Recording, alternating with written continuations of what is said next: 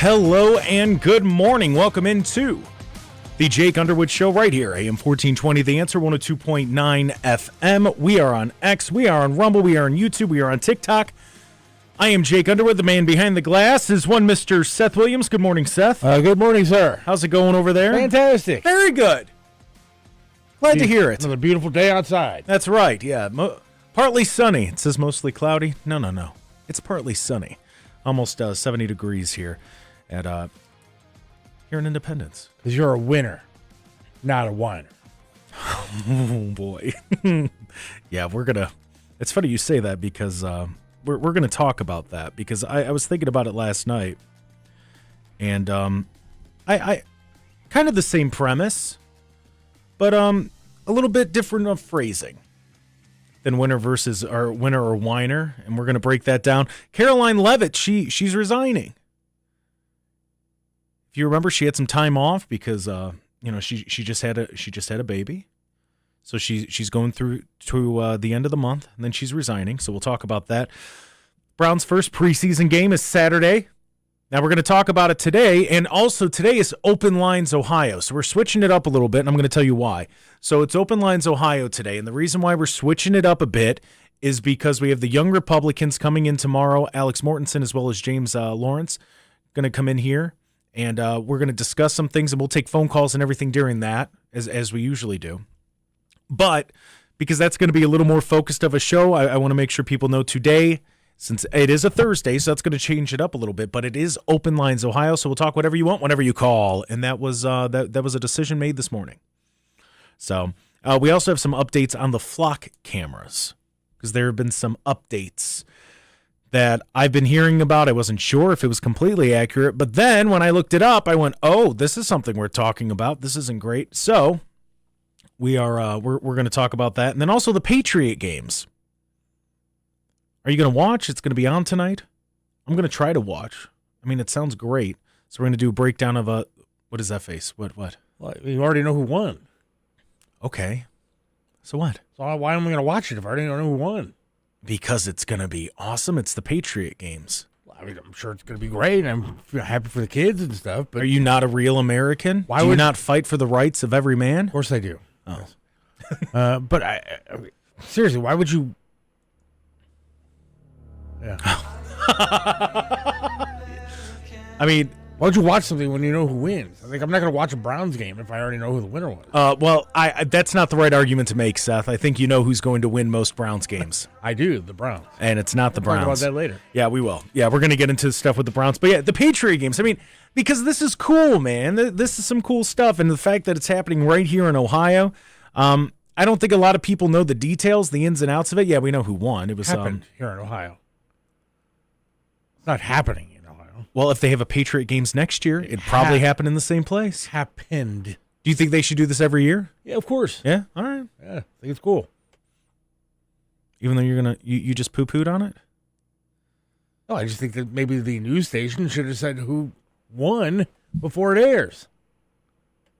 Why does it what? Why does that matter? People watch old games all the time. It's the first one. Why not? Okay, I'll probably give it a look. All right. Yeah, right. Like you'll turn it on to see what it looks like.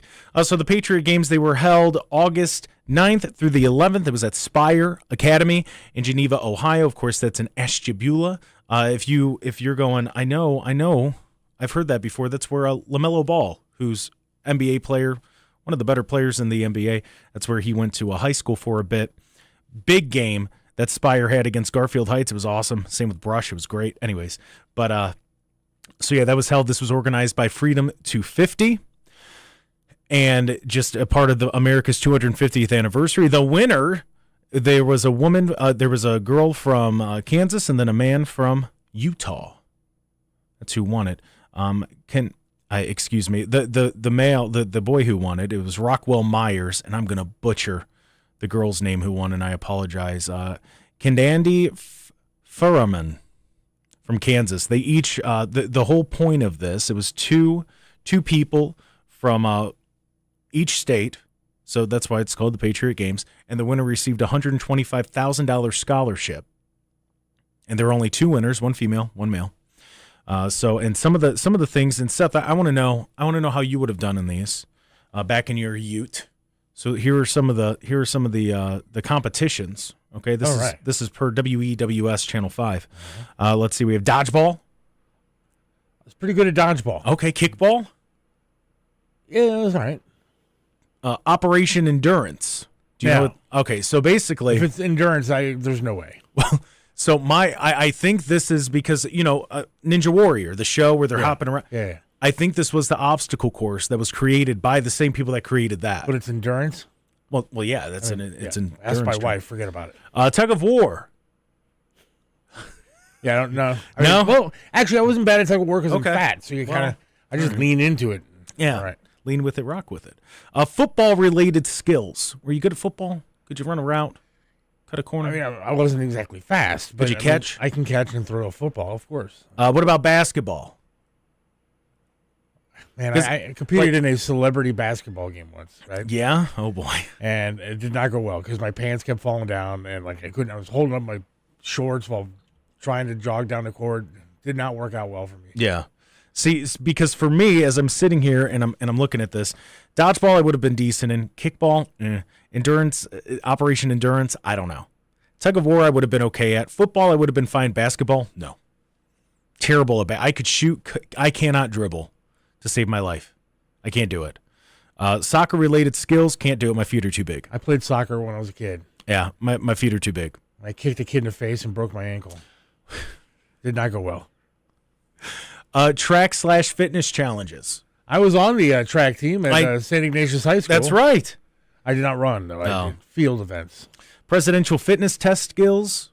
That's the mile and all that. Did you have to take the presidential fitness test? No. Thank God. We did. I so would have failed that. And then, so there's the military-inspired, boot camp circuit. Okay. All right. Yeah. And then the obstacle course. That was actually that's the last one. So I don't know what Operation Endurance is. I have no endurance. Well, 0. I'm lucky I make it through the show. I mean, there's sometimes I look back there, you're taking a nap. Yeah, 0 endurance. Yeah, sometimes you're back there sleeping. Yeah. You're just taking a little nap. That was the first ever Patriot Games. They were held right here in Northeast Ohio. Teenagers from all over the United States plus the territories and even the tribal nations competed in the mixture of sports that we went through it there. I'm excited to watch it. I'll pop it on. The same way, look, I love American Gladiator. I'll watch the ones from the 80s. I like American Ninja Warrior. I like all that stuff. I went and saw American Gladiators live at the Richfield Coliseum. No way. Oh, yeah. That's cool. That was very cool back in the day. Yeah. Yeah, see that, and even when they brought it back, this is cool stuff. Like we talk about it a lot, where we want people to, we need to start getting more active. We need to get out and about and hike and do all that stuff. Now I'm talking to myself too. We need to do that. I need to do that. Maybe you don't need to. I know I do. I'm certainly not hiking anywhere. Nah, dude, you get one of those cool wheelchairs, off-road wheelchair. Yeah, we could start a video game franchise. You could be the next Tony Hawk, man. Could be. Think about that. No, not Seth hiking. Williams, off-roading. They asked me what kind of feet I wanted for my prosthetics. Oh, yeah? Because apparently you can get different feet for different activities that you choose to do. Yeah. And I said, whatever the feet are for watching TV is the feet that I want. Oh, yeah. What am I going to do? I'm not going running. But you could. Well, The world is your oyster. You could do whatever you want to do. Okay, well, I'm not getting those feet. Oh, all right. Well, you could have. You just didn't feel like it. All right. But yeah, so that's gonna start airing tonight.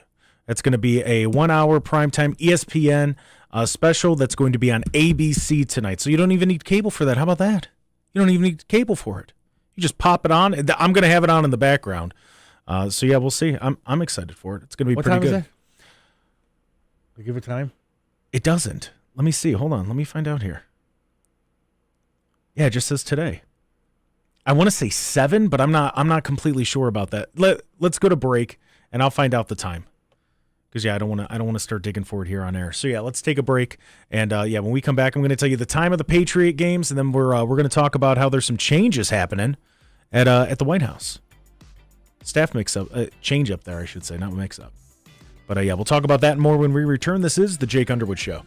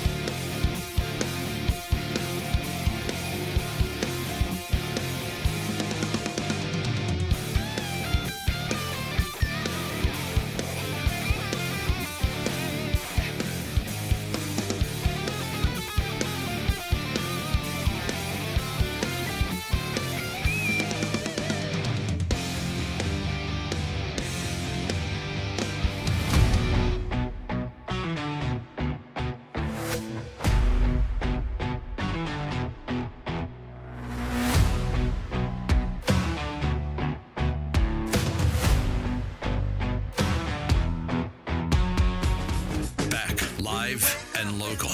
This is the Jake Underwood Show on AM 1420. The Answer. Welcome back to the Jake Underwood Show right here, AM 1420, The Answer. I am Jake Underwood. The man behind the glass is one Mr. Seth Williams. Hey.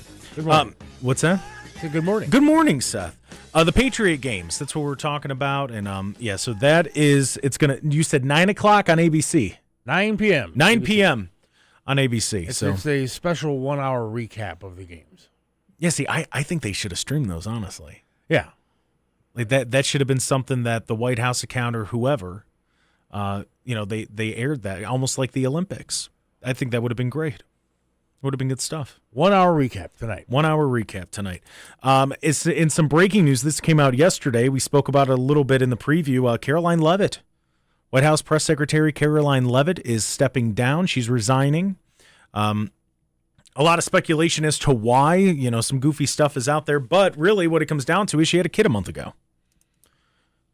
She had a baby a month ago, so she's going to step down. And obviously they're going to look for somebody to replace her. But yeah, she gave a statement where she basically said, look, this is the greatest job ever, but I want to go spend time with my family. Just had the baby. And President Trump announced that yesterday in a Truth Social post. She is stepping down at the end of August so she could spend more time with her beautiful young children and family. So, I think she's done an incredible job. I think she's done, very well. It's not easy.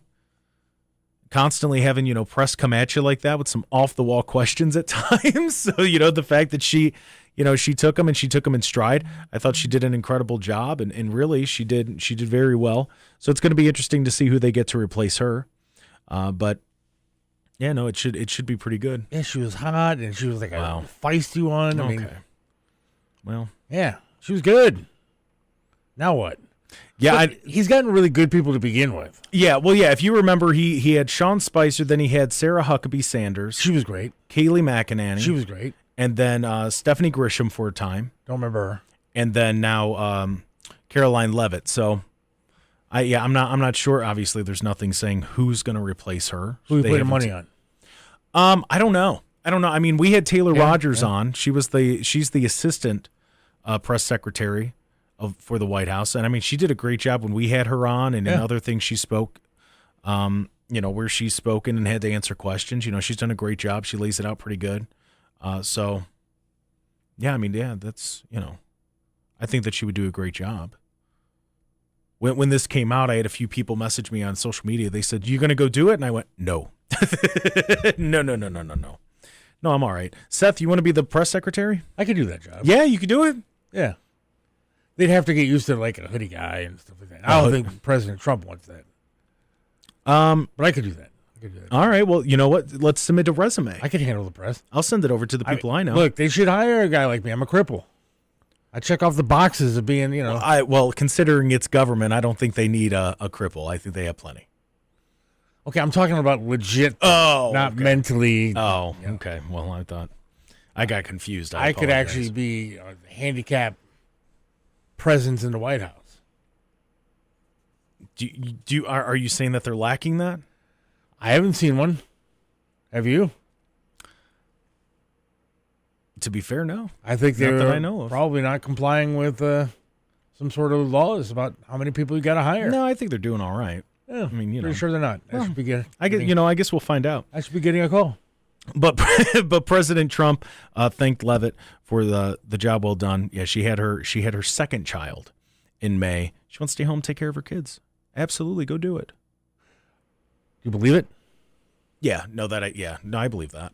I don't think I don't think there's some alternative behind the scenes type thing here. No, I think this is legit. Isn't her husband like 80 or something? He's an older guy. Yeah. Yeah, he's I don't think he's 80. I do believe he's in his 60s though. And then she's 28. Good for him. Wow. All right. But yeah, good for him. Uh-huh. So, but yeah, it's going to be interesting because now what I'm curious about is just the direction that they're going to go in. But yeah, there's a lot of rumors and different things online saying that she's stepping down because of the best I saw is she's sick and tired of the corruption. Well, if you're working in government, there's going to be a certain aspect of that.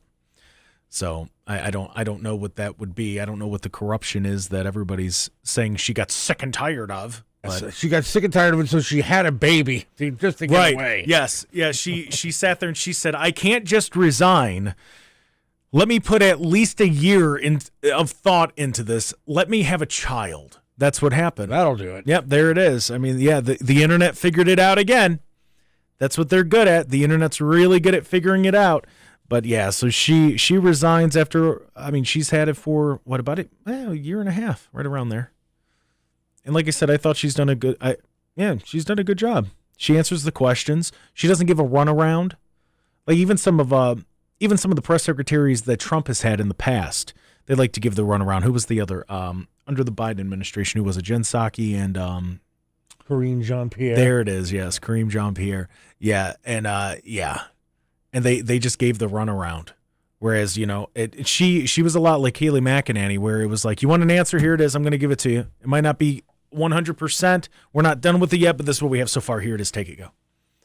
Which I Karoline that. Leavitt's got a job at Fox. Like the second absolutely. Comes back. Well, yeah, a lot of the speculation is saying that it's going to be a Kayleigh McEnany that takes over. I could see that. Yeah, she would do a great job. She was great. She'd do good. So I don't know. We'll see. But my vote is for Taylor Rogers.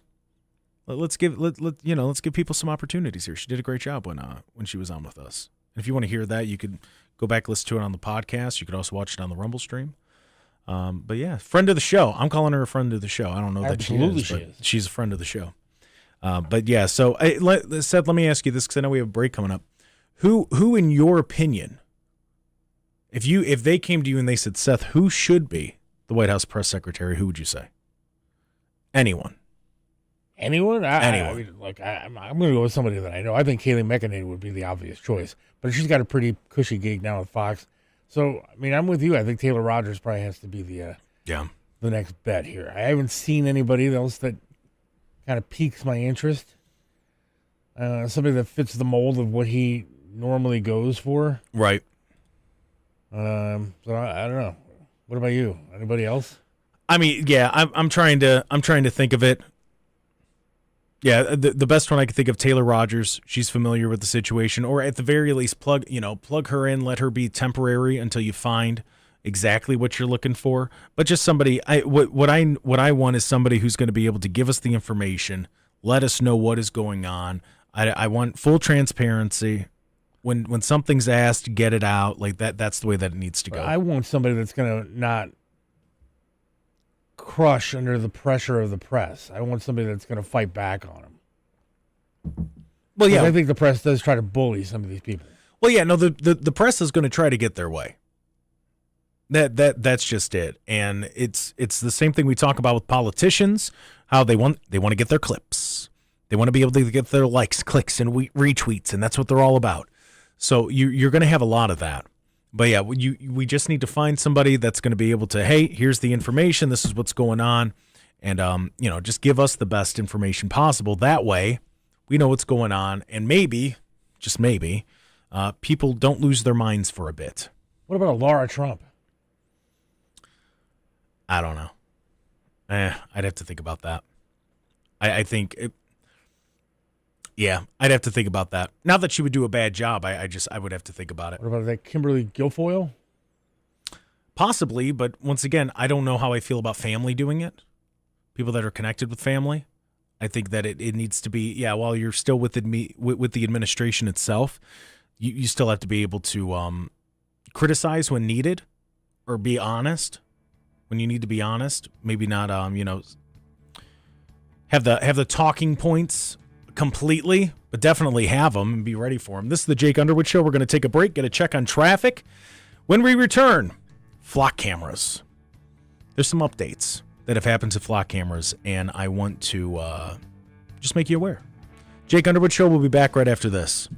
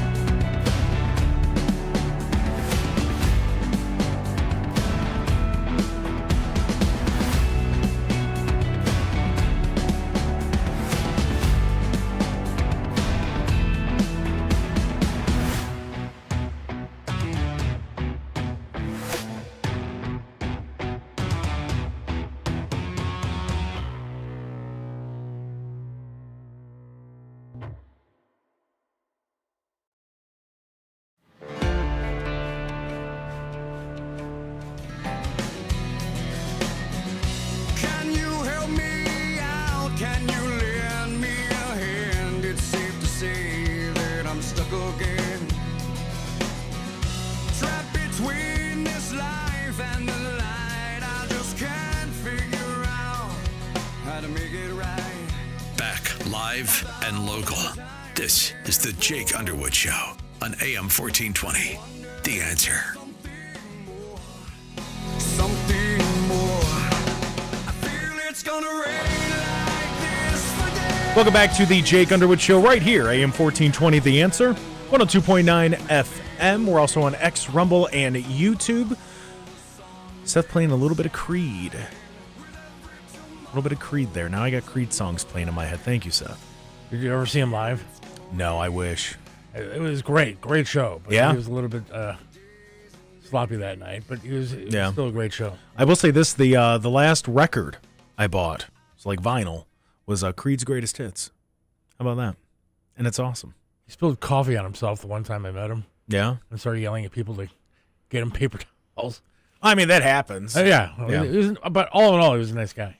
Yeah, I believe that. I believe that, especially as of late. It seems he's come to terms with some things, and very interesting to hear him talk.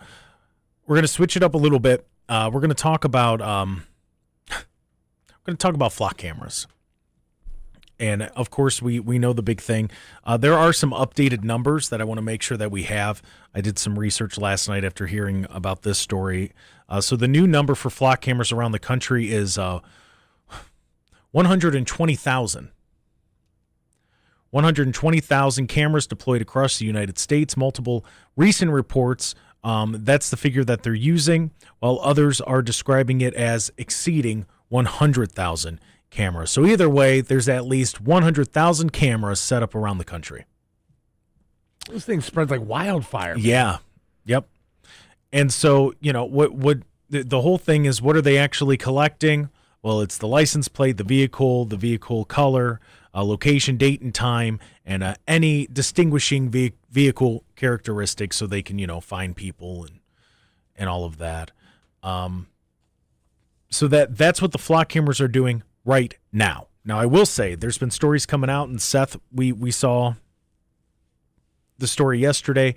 We just didn't get to it, but the Washington Post reported that this month at least 50 law enforcement officers have been charged with or accused of misusing the police databases, including Flock and other license plate reader systems, to stalk or inappropriately investigate romantic partners or ex-partners or other women.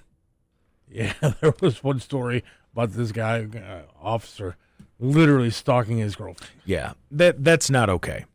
That's not okay. So people, critics, and I guess I would say that I'm a critic, they need to audit this. They need to look into this and make sure that this doesn't happen, and it needs to be a regular thing. Now, the argument that I've brought up numerous times when it comes to flock camera is the Fourth Amendment question. And I know that people say, well, you can't expect privacy in public. And yeah, I understand that. I don't necessarily disagree with that, but I do when it comes to the government. Because if we're going to, that Fourth Amendment, that's protecting your right. They can't just they can't just decide to track you for no reason. They have to have a reason for doing it. That's the whole thing. That's the Fourth Amendment. There's more to it, but when it comes to flock cameras, that's my understanding. That's how I'm gonna relate it to you. They can't just decide to do whatever they want and go, well, it's for public safety, because they could say anything. Nobody go outside today. It's for public safety. Sound familiar?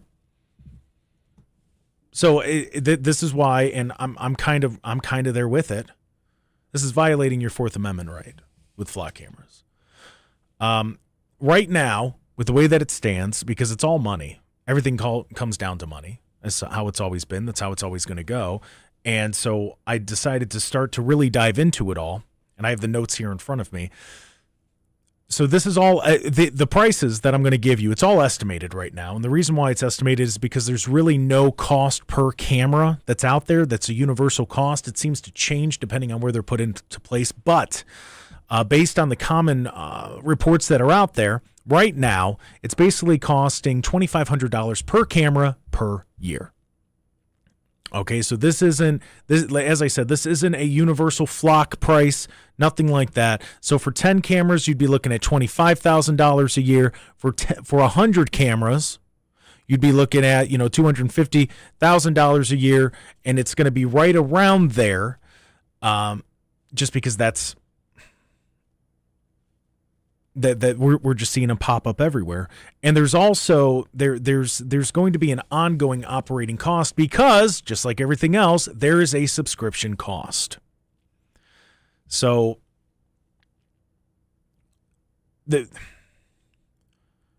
here's the problem. It's going to become more and more expensive the more and more you put in. And I'm still always going to say the answer is hire more police, because my fear with Flock and the cameras have always been this. This is what they are now. What changes do they make once they get the go-ahead in all these different places and they can start doing, they're going to make different upgrades, they're going to do different things with the cameras. What are the capabilities of these cameras that we have not yet seen? That's my question. What are they going to be able to do? Where are they at? So the big picture here, right now they're scanning license plates. What does it look like 5 to 10 years from now? Well, there was a new update. There was a new update from, it's called Leonardo. That's one of the companies that are used with Flock cameras. And this is what they're listing for. It's called Signal Trace. Now, when I say Signal Trace, in your head, if you're going, well, what, can they trace any signal? Ding, ding, ding, you got it. So they're going to be able to detect devices, including mobile phones, Bluetooth devices, Wi-Fi sources, smartwatches, fitness trackers, wireless headphones, vehicle information systems, vehicle hotspots, tire pressure sensors, key cards, laptops, tablets, the little tags, the Apple tags, the little things that you put in a suitcase to make sure it gets where it's going, security and safety sensors, and even pet microchips. Do you see why I have a concern with this? Because we're not just simply talking about taking a picture of a license plate and then moving on. This is now commercially available. And if it's available there now, it's going to be available widespread, that they're going to be able to look into. I'll list them again for you. Mobile phones, Bluetooth devices, Wi-Fi sources, smartwatches, fitness trackers, wireless headphones, right there. Let's pause it there for a second. How many of you have mobile phones? How about Bluetooth devices? Your car, Wi-Fi sources, your home. If your car gives off Wi-Fi. Smartwatches. A lot of people have smartwatches. Your Apple Watch, your Galaxy Watch. Fitness trackers. You got your Fitbit. Wireless headphones. Oh, you're heading to the gym. Oh, you're wearing your wireless headphones when you're going to work or while you're at work. These are things that most people have. Most people have this stuff already. Then on top of it, we talk about vehicle hotspots. Most vehicles made after, I would probably say 2017, have a hotspot built into it. Especially now, the vehicles that are coming out. Of course, they're going to have hotspots in it. Tire pressure sensors. These are all different things that these cameras, based on this technology, Signal Trace, they're strategically placed sensors to collect patterns and identifiers associated with consumer electronics. So what started off, because here it is, government, this is what they do, right? You give them an inch, they take 16 miles and then some. It's kind of like NATO. Oh, we're not going to come within 1,000 miles of your border. Boom, they're right next door 10 years later. So no, we're no longer talking about it just taking a picture of your license plate. We're talking about a lot more here. This is the thing that I've been asking. How far does it go? Because at this point now, it has the capability of tracking you wherever. And now the question that isn't answered, because this is all relatively new, how far does this go? And what do I mean? I mean distance.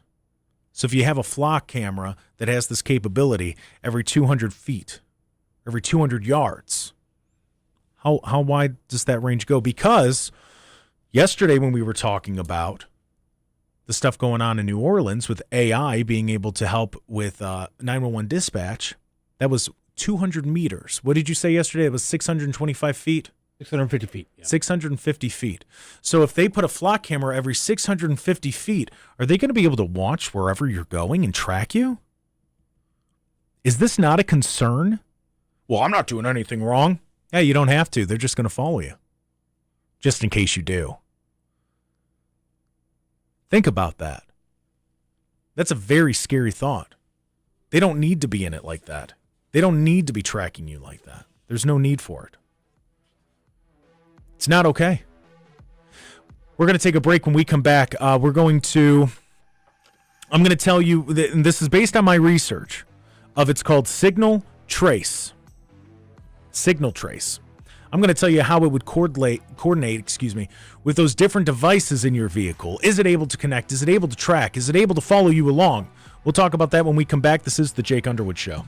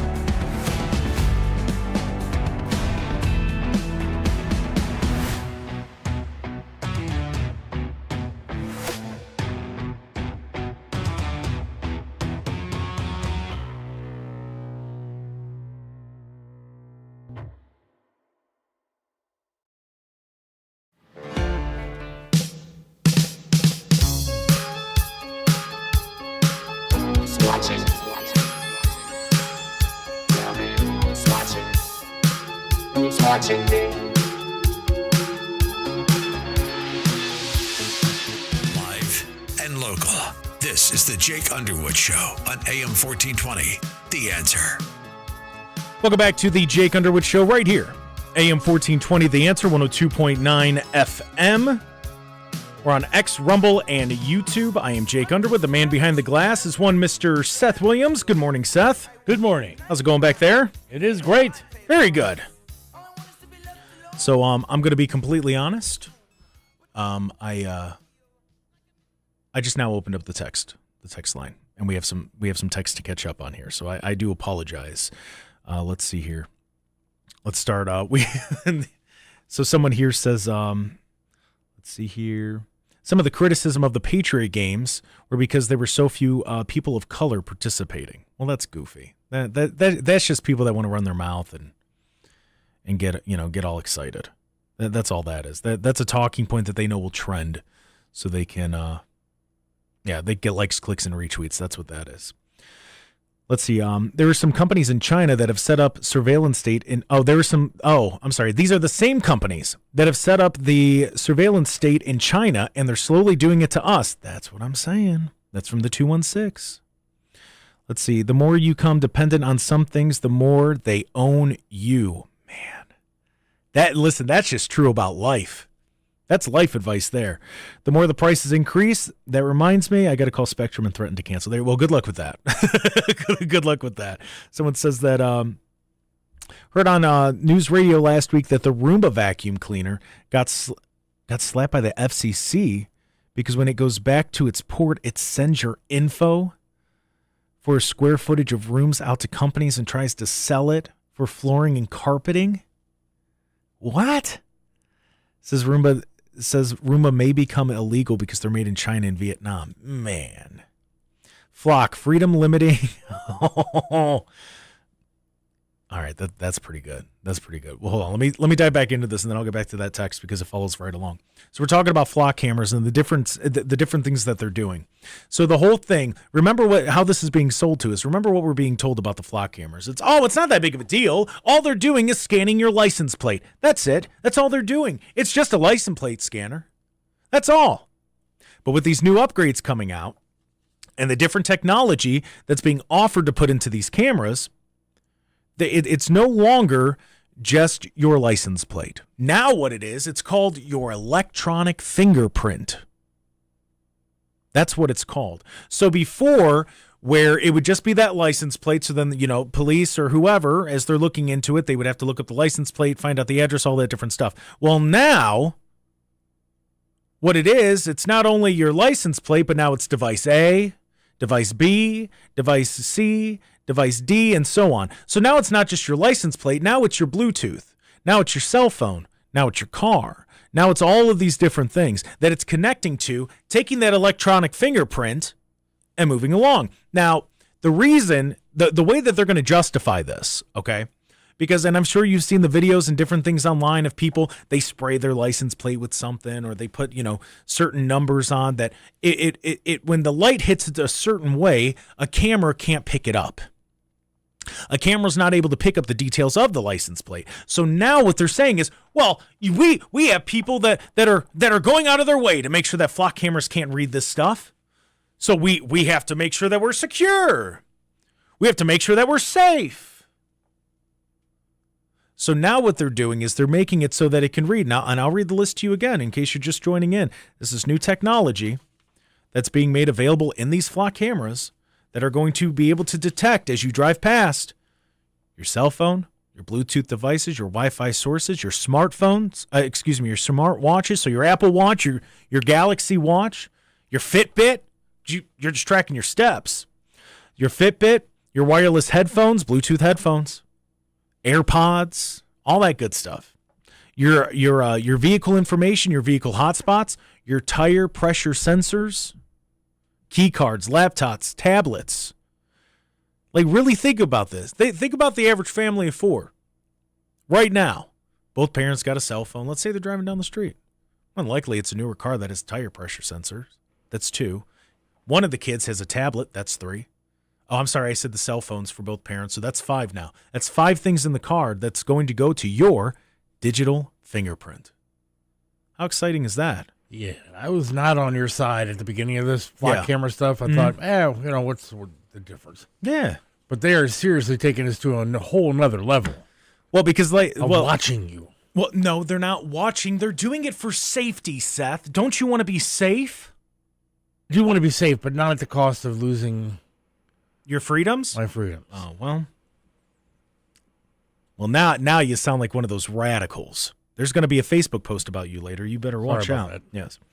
So, and the reason why they're doing this, the justification, as I said, the justification is, well, what if their license plate is blocked? What if they're not able to see it? Well, that's okay because it's just going to take all this info and make your digital fingerprint.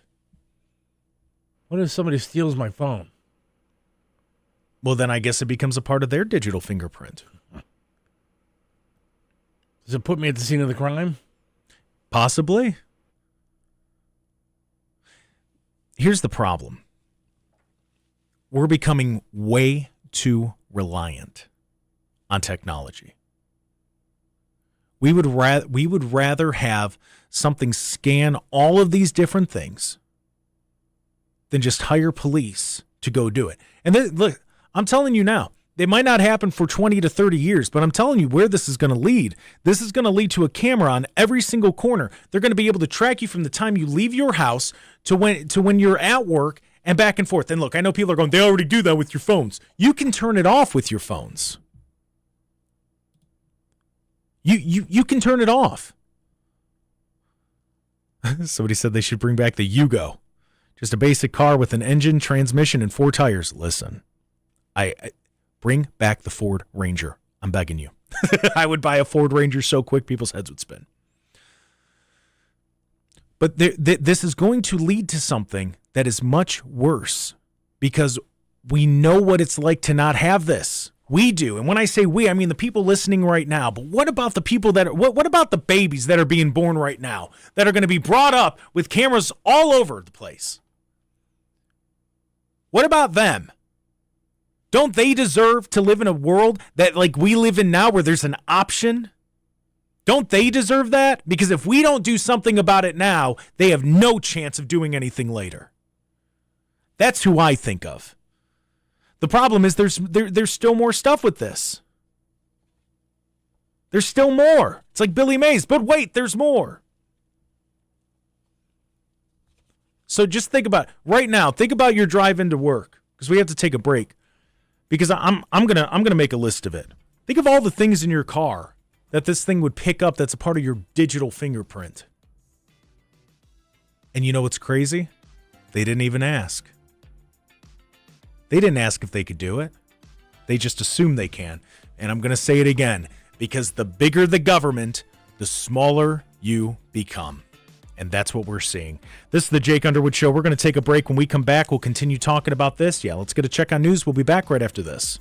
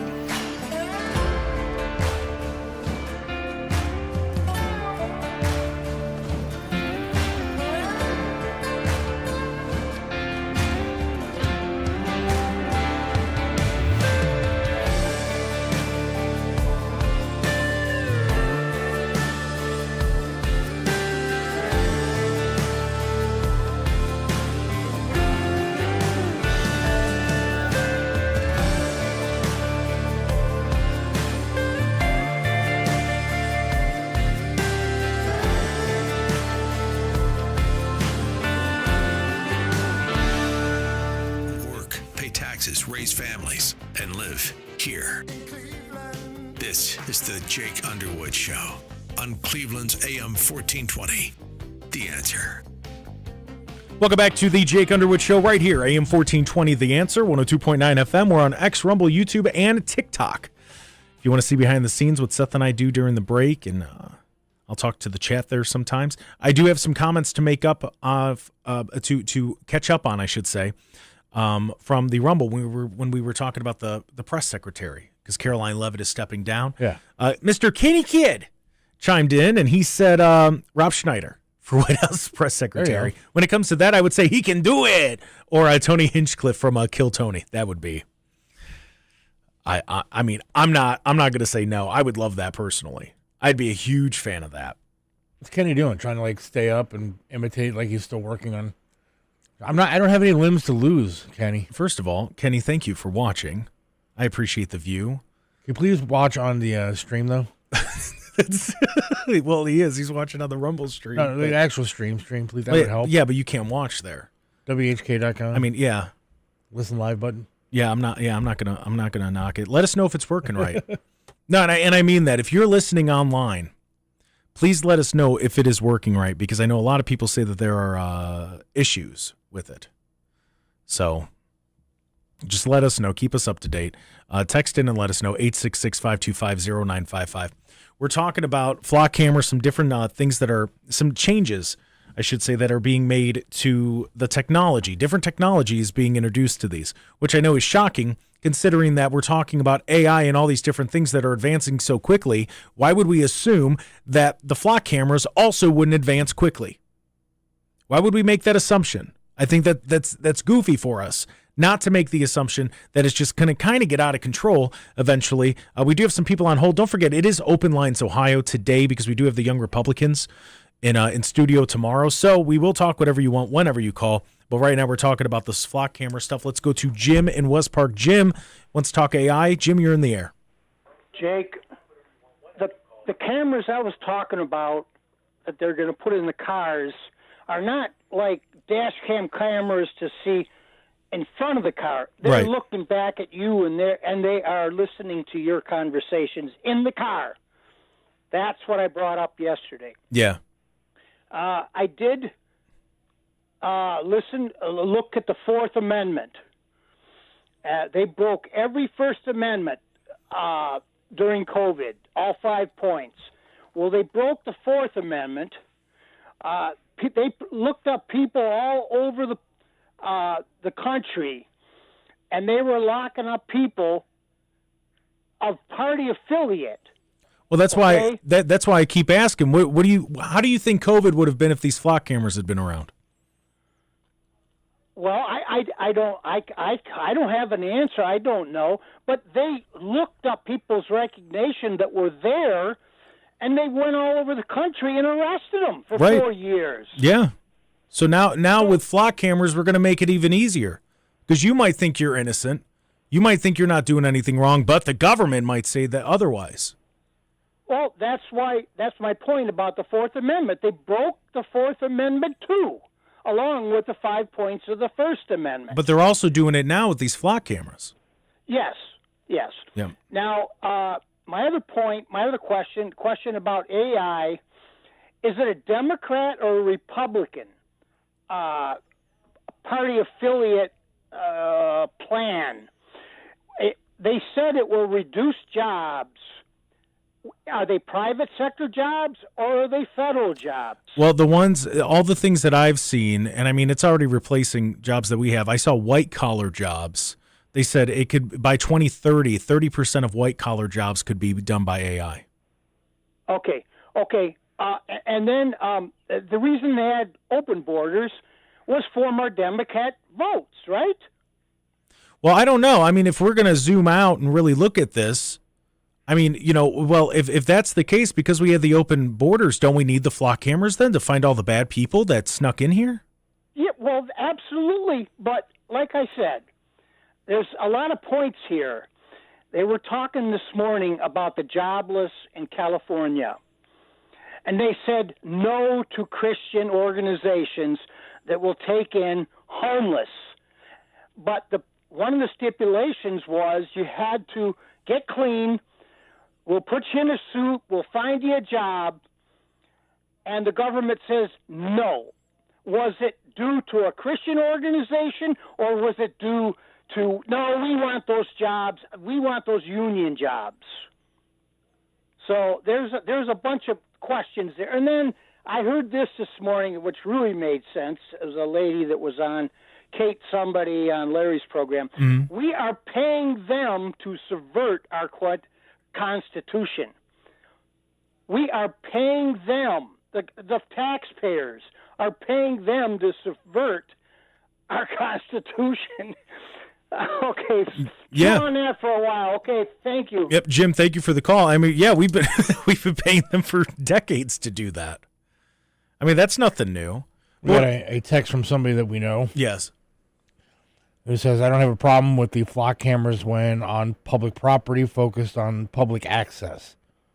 What I have a problem with is suddenly they're popping up around gun stores, mounted on public property, pointed at the gun stores. Mm-hmm. That's an issue. Yeah, they're doing the same with churches. Yeah. Well, So I'm going to ask again, if these were around during COVID, because now everybody, I see people embracing this stuff. So I'm asking, because for the most part, people that I see that are all gung-ho about it, and they're excited about it, because, look, my job, something that I like to do, and it's what starts the discussions, and I talk about it all the time. I want to have those discussions. I want to talk about the stuff. That's what I like to do. So I'm going to bring up the opposite side, and it just so happens to be the way that I feel about this. All these cameras popping up, gun stores, churches, I see them outside supermarkets, all these different places. What if these were around during COVID? And when they were shutting down churches, when they were locking them down, you just so happen to go to church. Hello, they see it. They want you to do it. So now what they're going to do is they're going to try to turn this around and say, oh, we're the digital fingerprint where we're tracking your license plate and your wireless headbuds and your, because I'm going to list all the things I have in my car right now that are on that list. And I'm sure a lot of you, it's probably close to, if not the exact same. I have a laptop in my car when I'm driving to work. My car itself has a hotspot. I don't have a wireless earbuds, but I know that most people do. So we're going to say that's 3 things. So for me, plus just tire. So there's 4, 1, 2, 3, 4. So that puts us at 8. Puts us at 8 things, because I'm assuming each tire sensor is going to be their own little thing they track. Because there's some that don't work. So now we're at 8. 8 things that are going to be picked up on a camera and be a part of my digital fingerprint. Like, really think about that. And if that were around during COVID, they wouldn't need to go door to door. They wouldn't need to do that. They could just go to your door. Excuse me, what were you doing out? We saw you didn't have a mask on. If you don't think that the government's going to do that, I really need you not to just think of U.S. history. Think of history as a whole. When has there been any time in the world ever where government went, oh, you know what? We might want to back off there. No. I think the people completely understand what's going on. It's never happened. It's not going to happen. These are people that are going to be power hungry, and money hungry. But they're going to be power hungry, and they are going to continue to get as much power as they can. Now, I'm not saying everyone, but I'm going to say that there's going to be a good majority, and they're going to rationalize it any way they can. We're already hearing it. Well, the flock cameras are going to help us get rid of illegal immigrants. It's also tracking you. It's also tracking you. So are you willing to give up liberty for security? That's what this comes down to. I know I'm not. As I said, it's Open Lines Ohio. If you want to call in, 216-901-0945. Feel free to text in. We do have some texts we'll catch up on when we come back. That number to text in is 866-525-0955. We'll be back right after this.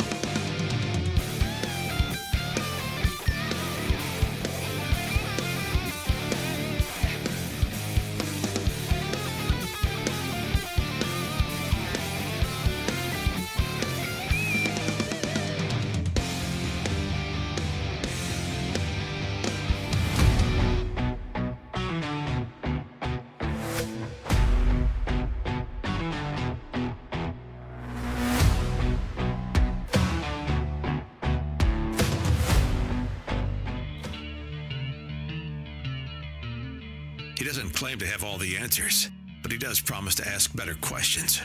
Back to the Jake Underwood Show on AM 1420. The Answer. Welcome back to the Jake Underwood Show right here, AM 1420. The Answer. I do want to get caught up on these text messages, and then Seth said he has a question. Somebody from the 216 said, Jake, there's this thing called the IRS. It tracks more about you than any flock camera ever will. That was earlier in the show, and then they followed up with, Jake, God forbid. Well, real quick, with the flock cameras, you're right, so let's make it easier. Let's make it easier for the government to track. And then they followed up and said, Jake, God forbid you ever get killed by an illegal immigrant. But should that ever happen, you will wish that the alien would have been tracked by a flock camera. Let's just never go outside. That's the answer. Let's never go outside. Let's never drive, because God forbid I get killed in a hit and run. God forbid, anything that can happen. Anything ever can happen.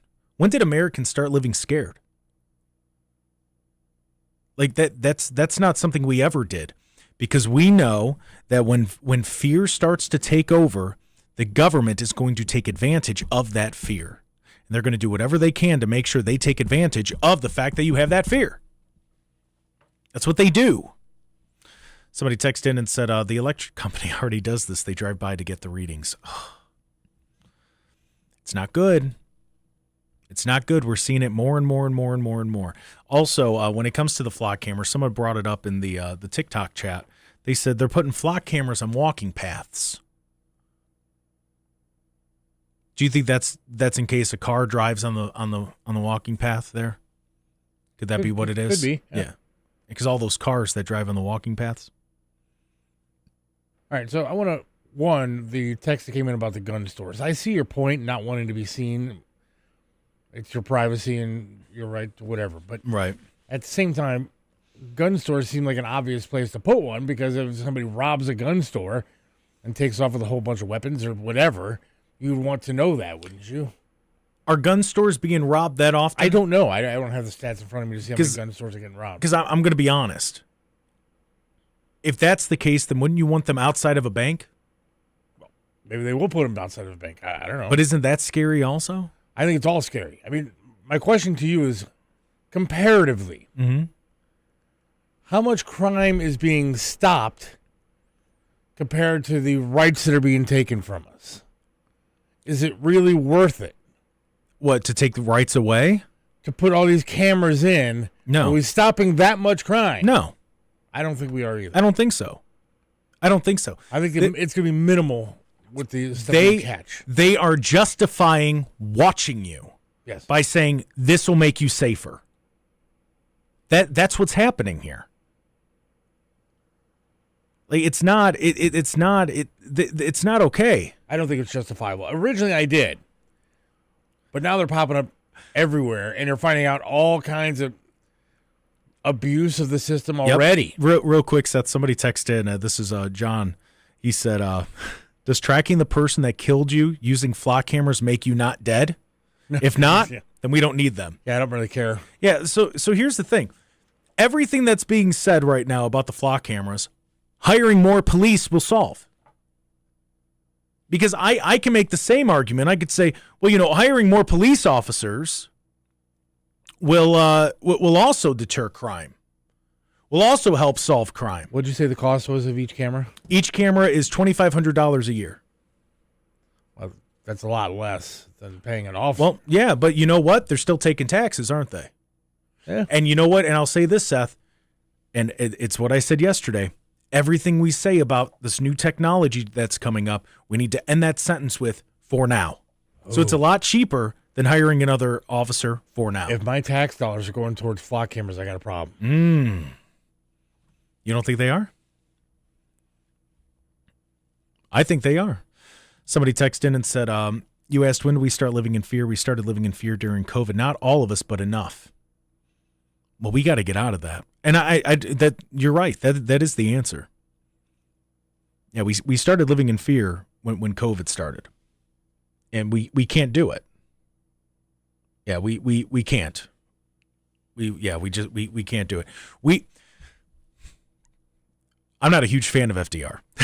Let me start off by saying that because his policies I think were whacked. But the only thing we have to fear is fear itself. And that's true.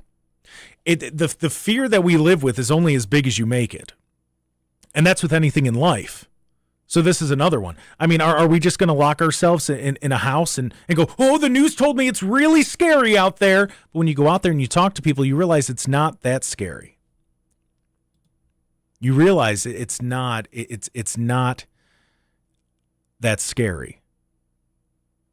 Yeah, there's always been danger. There's always been bad people. Let's see, the amount of innocent, this is from the 330, the amount of innocent people who have been pulled over and held at gunpoint because Flock mislabeled them as a criminal is quite scary. That's, you know what, 330, and thank you for that. I saw a video. It was body cam, and listen, the officers, I mean, they felt terrible about it. But it misread. They got a hit on a license plate. They thought it was a stolen car. Flock cam read it wrong. This was a guy, he had a 16-year-old daughter who was she was disabled. She had extreme autism, which if you know that's a, you know, stimming, head bang, toe walking, all of it. They pulled him out of the car, made her get out of the car, and they're screaming at her, guns pulled. So, you know, the 16-year-old girl, she's freaking out, as I think any 16-year-old would when cops are pulling guns out on you, and the dad's going, you guys gotta actually like talk to her. Like she has autism. Like this is what's going on. Like you gotta talk to her. And what do you talk about the car stolen? It's not stolen. And the cop's like, yeah, bud, tell it to the court. Was basically the attitude. And then when they read the license plate again to dispatch goes, no. It was this instead of this. And obviously the officers are like, oh my goodness, you know, we're so sorry. But even then, like mistakes are gonna happen. But I mean, if we're, you know, we can't simply sit there. I mean, Seth, a question for you. Somebody asks, do the Flock cameras help with exorcisms? If not, then Seth don't need them. No, it does not help. No, it does not help with Psychic exorcisms. Sonia did, however. Yes. But, I mean, you know, we can make that argument about, well, what if? We can have a bunch of what ifs. What if I walk outside? I mean, at the Garfield Correctional, the jail out there, 16 people were electrocuted by lightning. Don't go outside when it's raining. Oh, it's cloudy today. It might rain today. You might get you might get struck by lightning. Let's not do anything. So don't do anything. We must live in fear. And I'll tell you, when we live in fear, they win, because they just have to add more fear and divide us even more, and get us to follow whatever the government says. Because listen, the thing we need to fear most is the government getting out of control, because that takes away from us. That takes more and more away from us. That's the issue. So if there's any fear, it should be fear of the government overreaching. Like, I don't know, putting cameras on walk paths and saying that they're license plate readers. I mean, that's as close to 3 to 4 weeks to flatten the curve as we could get with how stupid that sounds, or how stupid it is, because they're doing it. But they're going to say it's to keep you safe. So what else are they going to do to, quote unquote, keep us safe? Like, think about the extreme things. Think about 30 years ago. If the year's 2000, let's say it's 1997. Somebody walked up to you and they said, yeah, they're going to put license plate readers on the paths that people walk on in the metro parks. What would you say? You'd look at them like they were nuts. This is the Jake Underwood Show. We're going to take a break, get a check on traffic. When we come back, we'll continue talking about this. It is Open Lines Ohio. We have some people calling in. That number is 216-901-0945. TJ, I see you there. We'll get to you as soon as we come back. This is the Jake Underwood Show.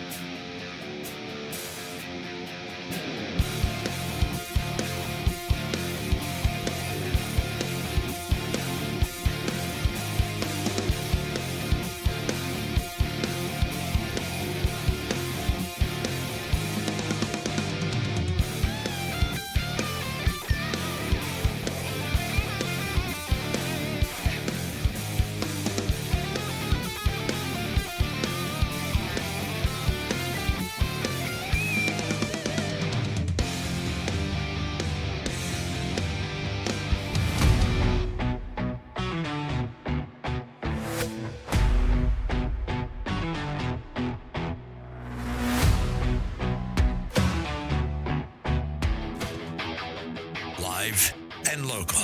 This is the Jake Underwood Show on AM 1420. The Answer. Welcome back to the Jake Underwood Show right here, AM 1420, The Answer. It is Open Lines Ohio on a Thursday. I know that's weird, but we have the Young Republicans in studio tomorrow, and we'll be taking calls then also for any questions, comments, concerns about the Young Republicans. If Seth isn't too busy yelling at him again. Well, tell him to be smarter this time. Well. To be fair, I think they told me the same thing about you. So, yeah, and we're talking about flock cameras. We're breaking that down. If you don't know, there's a new. It's from Leonardo. It's called Signal Trace, and it's using strategically placed sensors to collect patterns and identifiers associated with consumer electronics.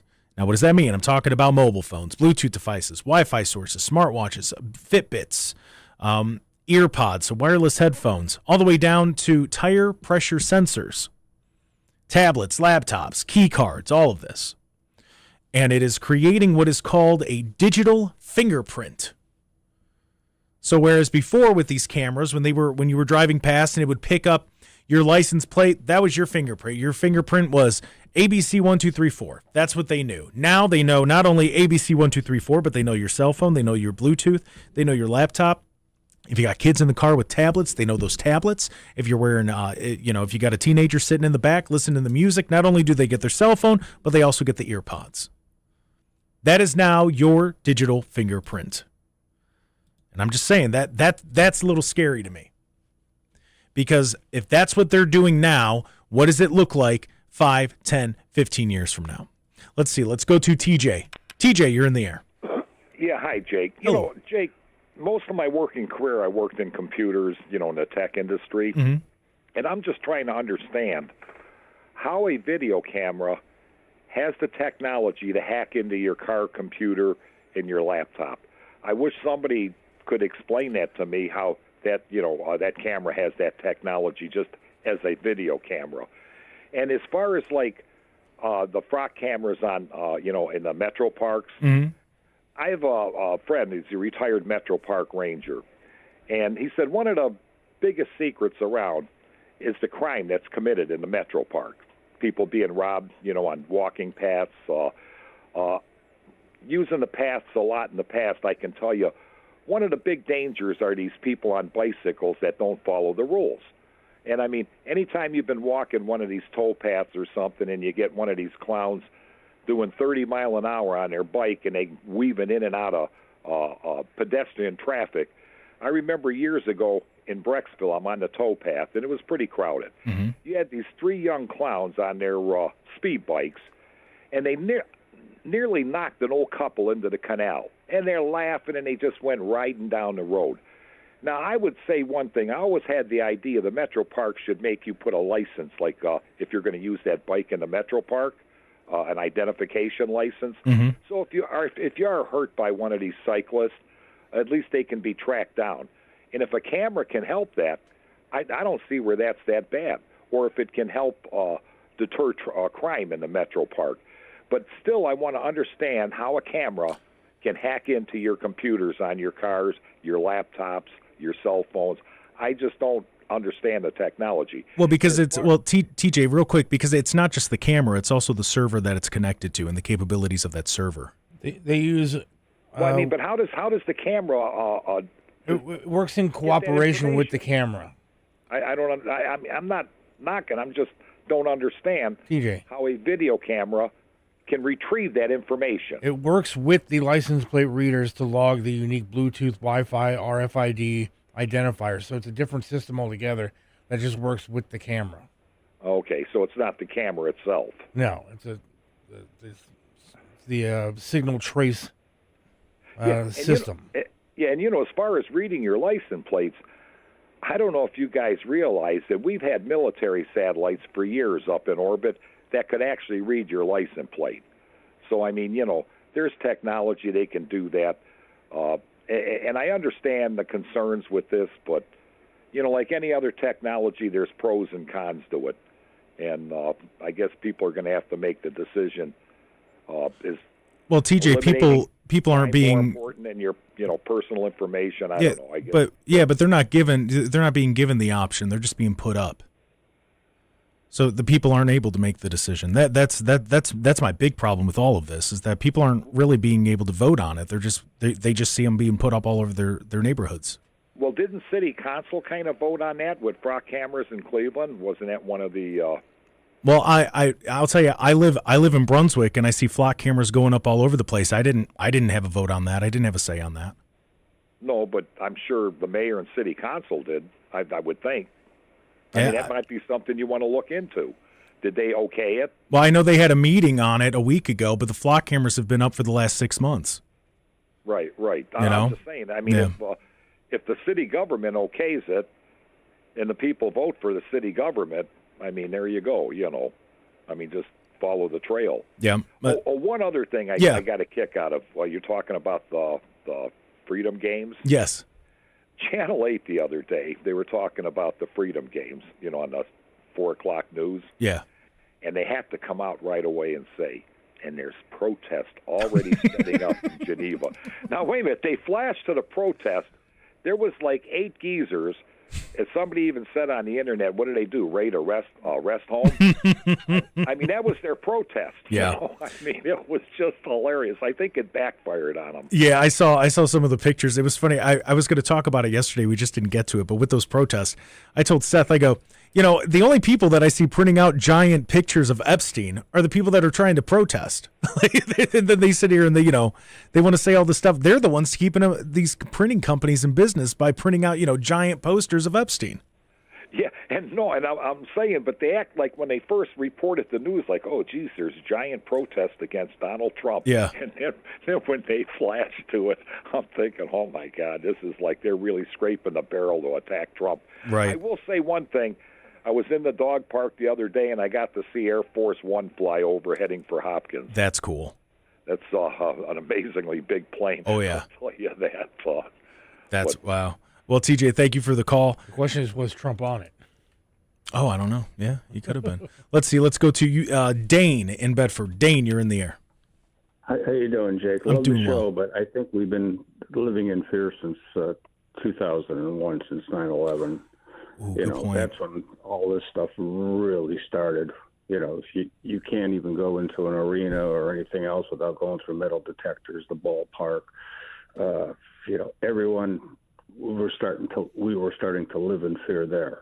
Because COVID, I think that was a walk in a park. The way they even sold it, I was not afraid of COVID at all. Because in the late '60s, they were trying to push swine flu on everybody, right? And get the shot. We saw Gerald Ford roll up his sleeves and take the shot, and then shortly after that, a few years later, you had. SARS won. The Stones had to cancel a concert. They were supposed to have a free concert in Toronto. That got canceled because of the SARS outbreak in Canada, not in the United States. So, we've had this stuff, and, I've lived through polio and all sorts of different things. I remember when they came out with the Saving the Oral vaccine. They had those on. It was every Sunday with a Sable. It's not Sable, but it was but it wasn't the Jonas Salk. It was the sugar cube you took. Gotcha. Okay. Had that for the polio. So I don't think, but and then with this new technology, because everyone thinks, oh boy, isn't this great? Smart, having smart this, smart that. Mm-hmm. But it's a military acronym: self-monitoring, analytical recording technology. So you're buying something that's spying on you. Yeah. Yep. No. And everyone's real happy about, oh, boy, this is smart. It can do this, this, and this. And it tells we've already been surveilled. And, even with credit cards, they know what you're buying and how you're buying it, and they'll tell you that they got a printout of it. So we've already been voluntarily being tracked and profiled for years. No, Dane, those are great points, and thank you for the call. I didn't think about since 9/11 with the living in fear. That's a really good point. Fox is actually talking about these flock cameras now, and they were interviewing people about how they moved to like quiet areas because they didn't want the surveillance and all the kind of stuff that's going on. Wait, you mean people don't like them? People, yeah. Wow, I'm shocked. And they're showing a map of the flock camera network. It's all over the place. It is. It covers really bloomed everywhere. Yep, it covers the country. That's what I'm nervous about. Because and I'll give you an example. 9/11. He's right. He's right. But you know what? I was 9 when 9/11 happened. I kind of remember what the country was like before 9/11. So this point that I keep making about what's it going to look like 20 years from now, I don't know what it's like to go through an airport and not have to take shoes off and not have to do all of that unless you have TSA pre-check. I don't know what that's like. Seth, you do. You listening, I know you do. Oh, yeah. So the question that I keep asking, and this is why I keep harping on this, because this is really important to realize for the context of it all. 20 years from now, the same way that walking through TSA, taking my shoes off, my belt, the way that that's normal and you just know, all right, well, that's what we got to do. That's how these flock cameras are going to be if we don't start standing up to it. And I understand that, and I agree with that. But after 9/11, it was kind of a different story because you were kind of like on edge. You didn't know what could happen. Now today, last time I was at the airport, I had to take my shoes off. I had to stand in some machine, and I had to like scan my entire body. Yeah, you got to stand there, arms spread out, legs spread out. I don't know what they're seeing, things what they're spinning around. Like. So it's gotten a little bit out of hand, but I mean, at first, people were on board with that kind of stuff because you were afraid. But I'm not afraid to walk down my street in my neighborhood. But they want to. But they're making me afraid. That's it. You just said it, and I was going to say it. But they want you to be afraid. Apparently, there's a problem that they need to watch everything. No, not yet. It's a little much. Yeah, no, they're going to do whatever they can to justify watching and putting these cameras up everywhere. And right now, the cost of the camera, it's $2,500 a year. But it's going to keep going up and up and up and up. And what are they going to do? They're going to justify having these cameras the same way they justify to people my age and younger renting instead of buying.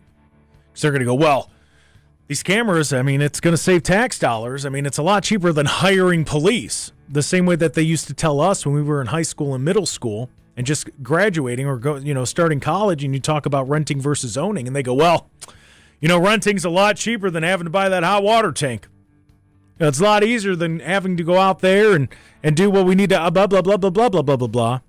That's the same thing they're doing. It's the same thing. It's just a different subject. They're using the same strategies that they used. And what I'm saying is, let's not let it work this time. Let's not do that. Dennis, I see you on hold there. I'm going to get to you as soon as we come back. We got to take a break. We'll be back right after this.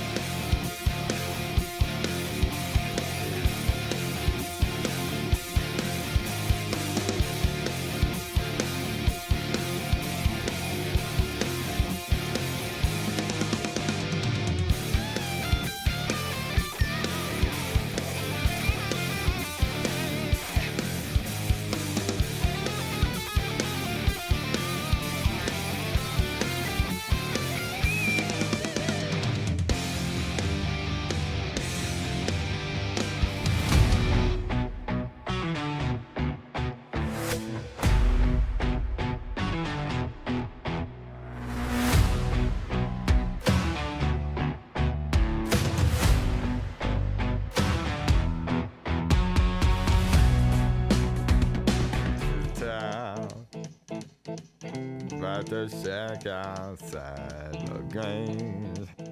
And you know what I'm talking about. Where faith meets the front page. The Jake Underwood Show continues on AM 1420. The Answer. They got a lot of nice girls. Can I just say something real quick about this song? Who is this? ZZ Top. Okay, that's what I thought. I didn't realize they kind of sound like a Muppet. a little bit like a Muppet. At least in this song. I could see that. Like I see like anyways. That's how my mind works. Welcome back to the Jake Underwood Show. It is Open Lines Ohio. We're talking whatever you want whenever you call. Normally that's on a Friday, but today we're doing it on a Thursday because tomorrow Young Republicans are in studio. We got them all show. And we're going to talk. I'm going to pick their brains because I'll tell you right now, there are some things we agree on wholeheartedly and there are some things we completely disagree on. So it's going to be a good show. Plus, we are going to welcome calls, texts, different things like that. I am going to ask this.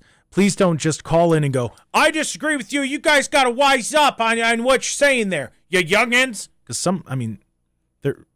one of them we're bringing in here is over 30 years old. You know, he's an engineer. So, you know, it's not like they're just, you know, just saying they're not, you know, 18-year-olds. Now, I will say we do have a high school student, James, and I'll tell you, when it comes to the economy, that he's constantly reading books about it. So he knows what he's talking about. So, you know, just keep that in mind. But that is tomorrow. It's a Young Republicans Day because Young Republicans have a conference coming up on Saturday. I'll be there.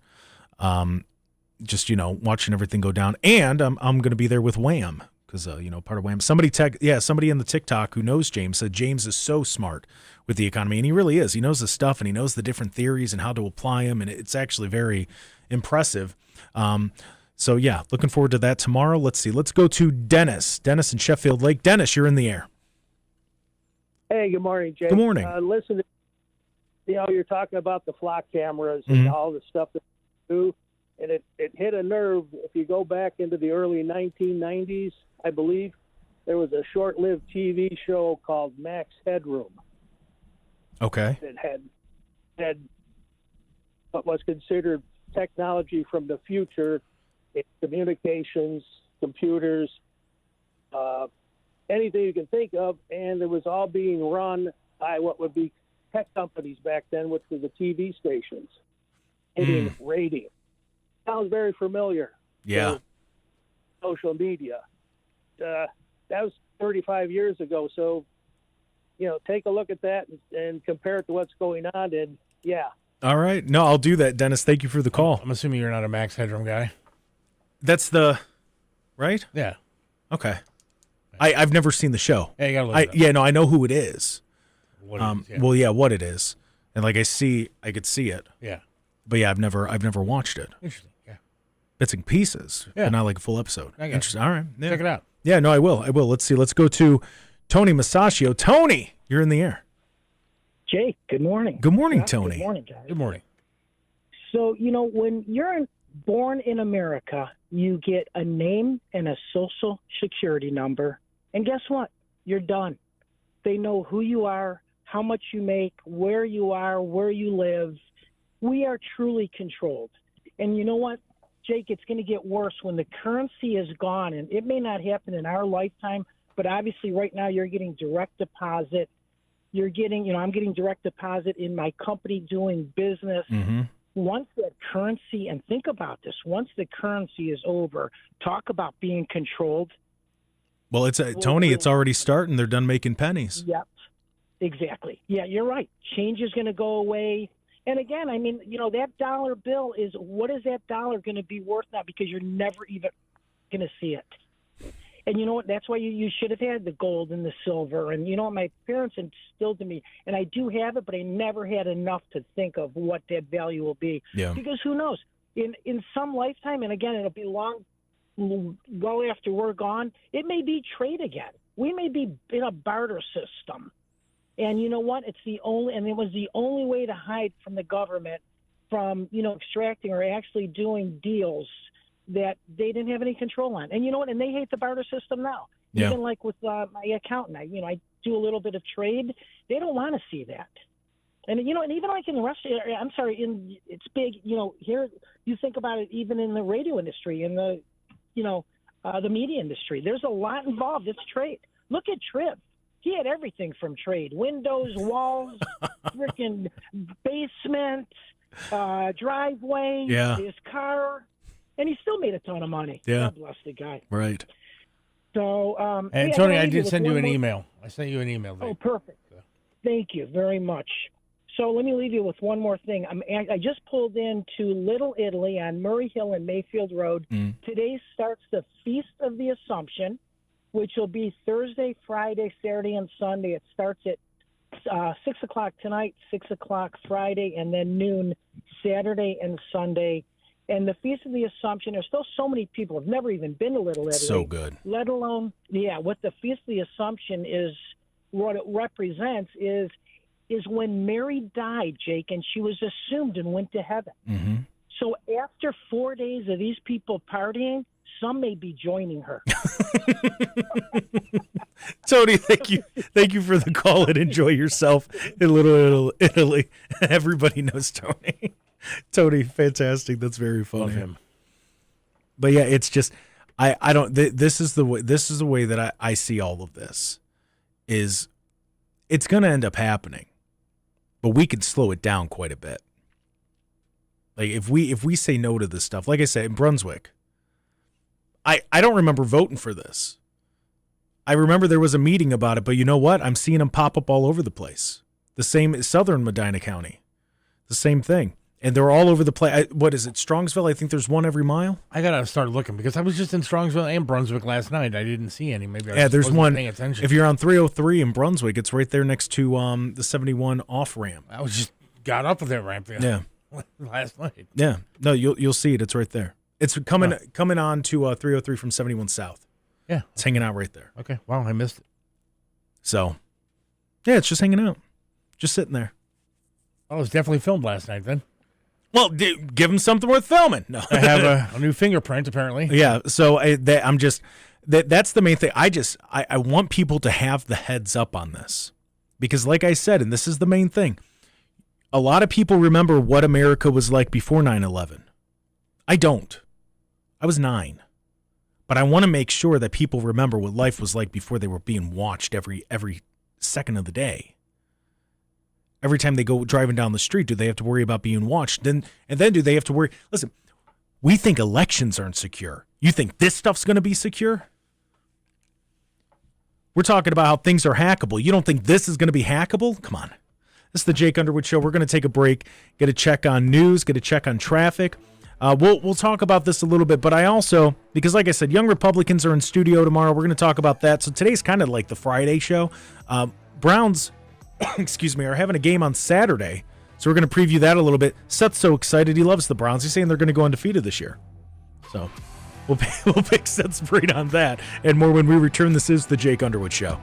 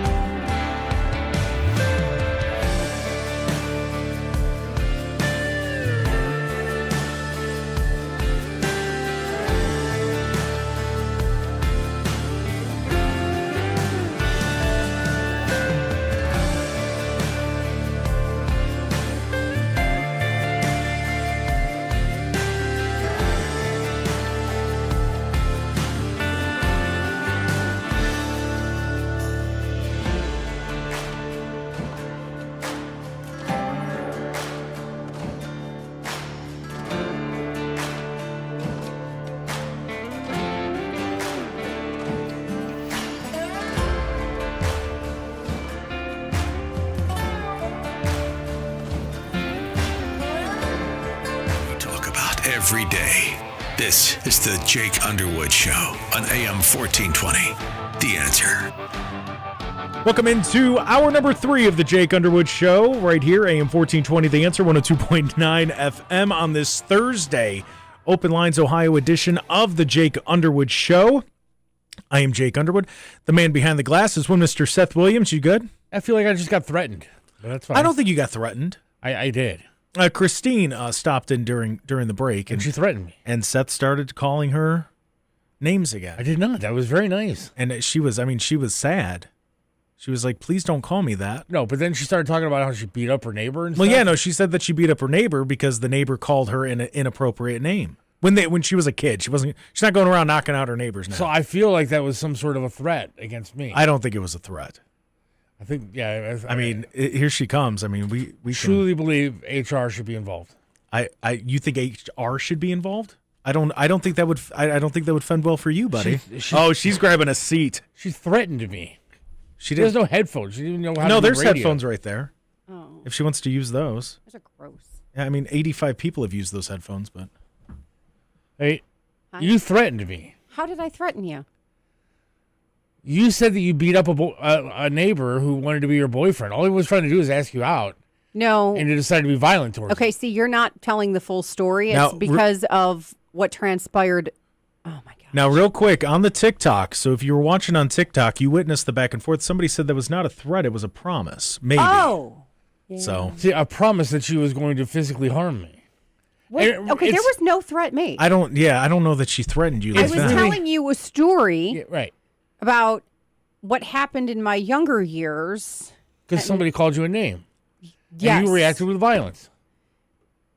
Well, I happened to call you a name that you didn't like. It was a term of endearment, but you didn't like it. For so those you threatened to cripple. For those who don't know, I can't with you. A few days ago, Seth referred to Christine as a broad. No, I'm not a broad. And she doesn't like broad. She'll take dame. It's an old-fashioned She'll term take of doll. endearment. She'll take lady. Yeah. Lady. You know, hey, lady. A damsel? What about a damsel? No, she says no. That's how that started. I am not in distress. Oh, yes. I can handle myself. Well, without a man, you are. That was why.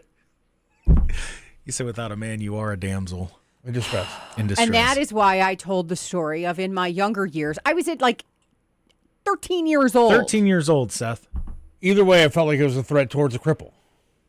Here, he's always got to bring that up. Are you threatening a handicap? Because no, I'm not threatening a handicap, but this is what they do. I can't run. This is what they do. What they do. Yeah, you always have to bring that into play. Oh, wow. Well, guess Wow. what? I'm a woman. I feel threatened by you. Oh, no. You want to threatened by go? the guy that can't run from you? Oh, my God. Or run at you? You can roll at me. She called me a they. Those cripples. Well, maybe she was referring to you and the wheelchair. Wow. It's not even in. See, you're taking it personally. Are you sure you are not part of the left? A text from the 216. Wow, she's picking on the handicap dude. That's terrible. Okay, listen. Oh, I am not. You know, Man. hold Here on, I came hold to on. work, handicapped, trying to make a living, and I'm put down by the broad. This is how we're gonna fix this. Yeah. Okay, so when I was in high school, I was a leader in a group called Huddle. It was helping us develop dedication, leadership, and enthusiasm. And whenever the kids were mean to each other, they would have to say 3 nice things about each other. we tried this. So once we're back gonna during try the ham we're gonna days. try it again. No, we're not. We're gonna try it doing again, this. and we're gonna start with Seth this time. Seth, say 3 nice things about Christine. You have great hair. Great hair. There you go. You have a wonderful voice. Wonderful voice. That's nice. And I'm assuming you can vacuum. And he assumes you can vacuum. Well, she's a woman. Now She's a broad. So. He's not helping. He's not. You're not I helping. said 3 great things about you. I mean, those are nice you things. keep the floors clean. Do you keep your floors cleaned? No, Hunter does. Oh, all right. Well, he does a good job. I have an 11-year-old. That's why he does. That's why I had children. So she likes slave labor, too. Oh, my God. So now slave labor, cripple shaming. Cripple shaming. I don't understand where she gets all this from. I mean, I've been nothing but nice to her. You have a very skewed take on the nice. I think we have a great relationship work-wise. I thought we did anyway. Real quick, there's a text from the 216. Cripple shaming. That's a hilarious text, but I cannot say it on air. Why? I will share during when we go. No. When we go to the break, someone said he's not missing one but two legs. What kind of monster is that broad? See? All I did was come in here earlier to cripple say shame. hello, get an update on the students that were Yeah, in the here students yesterday. that were here yesterday. And you great group of started in on students me. from the Ohio Media School. I didn't start in on anything. Well, now hold on, Started Christine. with the broad you again. have to give 3 put-ups to Seth. Say 3 nice things about 3 Seth. nice things. I have great stumps.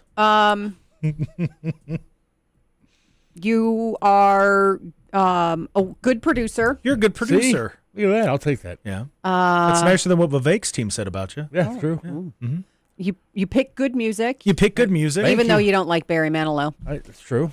And someone said he's a triple cripple, no legs and diabetes. And kidney disease. And I'm 4 for 4. Wow. So what? She gave you 2 put-ups. We need one more. Well, I mean, she's completely cripple shaming me now. Are you completely cripple shaming him? How was that? I didn't. What? I'm not saying that you are. He asked the question. I'm And I love that you mastered the hand controls of the driving your vehicle. Yeah, because you got the cool. Yeah, you get. It's like playing a video game. So, bam. She did say some nice things about you, Seth. Yeah, I said great things about her. Yeah. Vacuuming. Yeah. Would you take that as a compliment, though? No. That means, well, hold on. Let me help Seth. No, here. I'm very anal retentive when it comes to vacuuming. If I Very don't what? see the lines, forget This is a about family it. show. I'm starting over. But he's saying that you keep a very tidy workspace and home. Have you seen my office? Yeah, but I've seen other. I'm not offices allowed here, in your too. office. Jimmy. I'm not allowed in your office. It says no cripples on the door. I don't know. There's a lot of signs on the door. I haven't seen that one. I did. I saw it. You haven't read. Oh. No. You've read my door, right? Sure. I don't. They're all memes. I'm aware. Look, I'll say something else. I'll say one other nice thing about it. Okay. Christy. I would totally make out with you. If I wasn't married, well, it would be on. Oh my gosh. Okay. You're married. I said if I wasn't married, it would be on. Thank you. See? I don't know. Compliments. I don't know. I mean, that's like when you're out with someone and they're at a different place than you and they're like, "I love you," and you go, "Thank you." I may look like a half a man, but yeah. I'd like to point out right now, Okay. he's the one taking digs on himself. So He is. this is not on it me. was started by the cripple shaming of you, but that's fine. I mean, You he's can saying deny that it. you started it. Now he's just embracing it. I heard him. I know. Yeah. But here's the thing. Why are we? Why does it always never? I can't. This is what Because the that's what left they does. do, I think remember? He's actually a leftist. Ooh. Leftist. That's awful. I know, I really do, because anybody that's down and out on their luck always weighs in on the stuff, and it's not even accurate. Even my wheelchair only turns right. I'm sorry, what? What? I'm as right as they come. Even your wheelchair only turns right. I'm as right as they come. That's not true. I've seen what? Yeah. Then you would do nothing but go in circles, sir. Are you taking laps? I'm saying I'm as right as they come, and I'm correct when I call her a broad. Wow. But under certain circumstances, I think we would be great together. Oh wow! All right. Well. In other news, Yeah. What do you think of flock cameras? I honestly have no problem with them. Ooh, why? If my car gets stolen and that happens to find where it is, I'm game for that. So can I? And I'm being serious when I ask this. So because somebody brought it up earlier, 9/11. I don't know what life was like before 9/11. I was like 9 when it happened. I just know everything post 9/11. So your son is what you said 11. Mm-hmm. Okay. Doesn't it concern you, or do you think of how it's going to look in 20, 25 years, where when you have grandkids and they the same way that I'm TSA. I'm used to when I go to the airport. It's a normal thing for me to have to take off my shoes and do all of that. Right. When it's really not necessary. It's something that's infringing on rights. So does it concern you that, 20 years from now, 30 years from now, you're going to be walking with your grandkid and there's going to be a camera potentially on every corner. And you're going to be able to look at your grandkid and go, this is freedom. Don't you love it? Here's the thing. Yeah. There is a camera everywhere right now.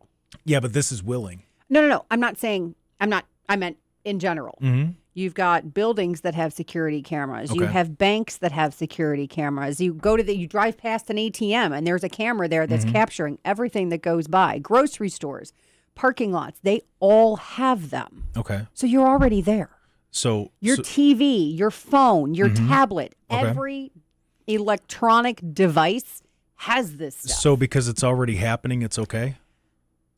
What is it going to look like in 20 years? I have no idea. With the way the world is going at this point, and what I just found out and read about is happening in Texas, I am not even, I'm more concerned about that Right. than flock cameras. But this is they're going up here. This is in Texas. This is No, I here. know. There's one right on Rockside Road. Right. I'm well aware. Yeah. I have no problem with them. Interesting. Yeah, I truly don't. The way that I view it is this is where we should be questioning all of it before they're everywhere and we can't dial it back. But you can always dial it back. You cannot you just dial it choose back. not to. Yes, you could. We could very easily end the TSA, as you pointed out, and the taking off the shoes and all of that.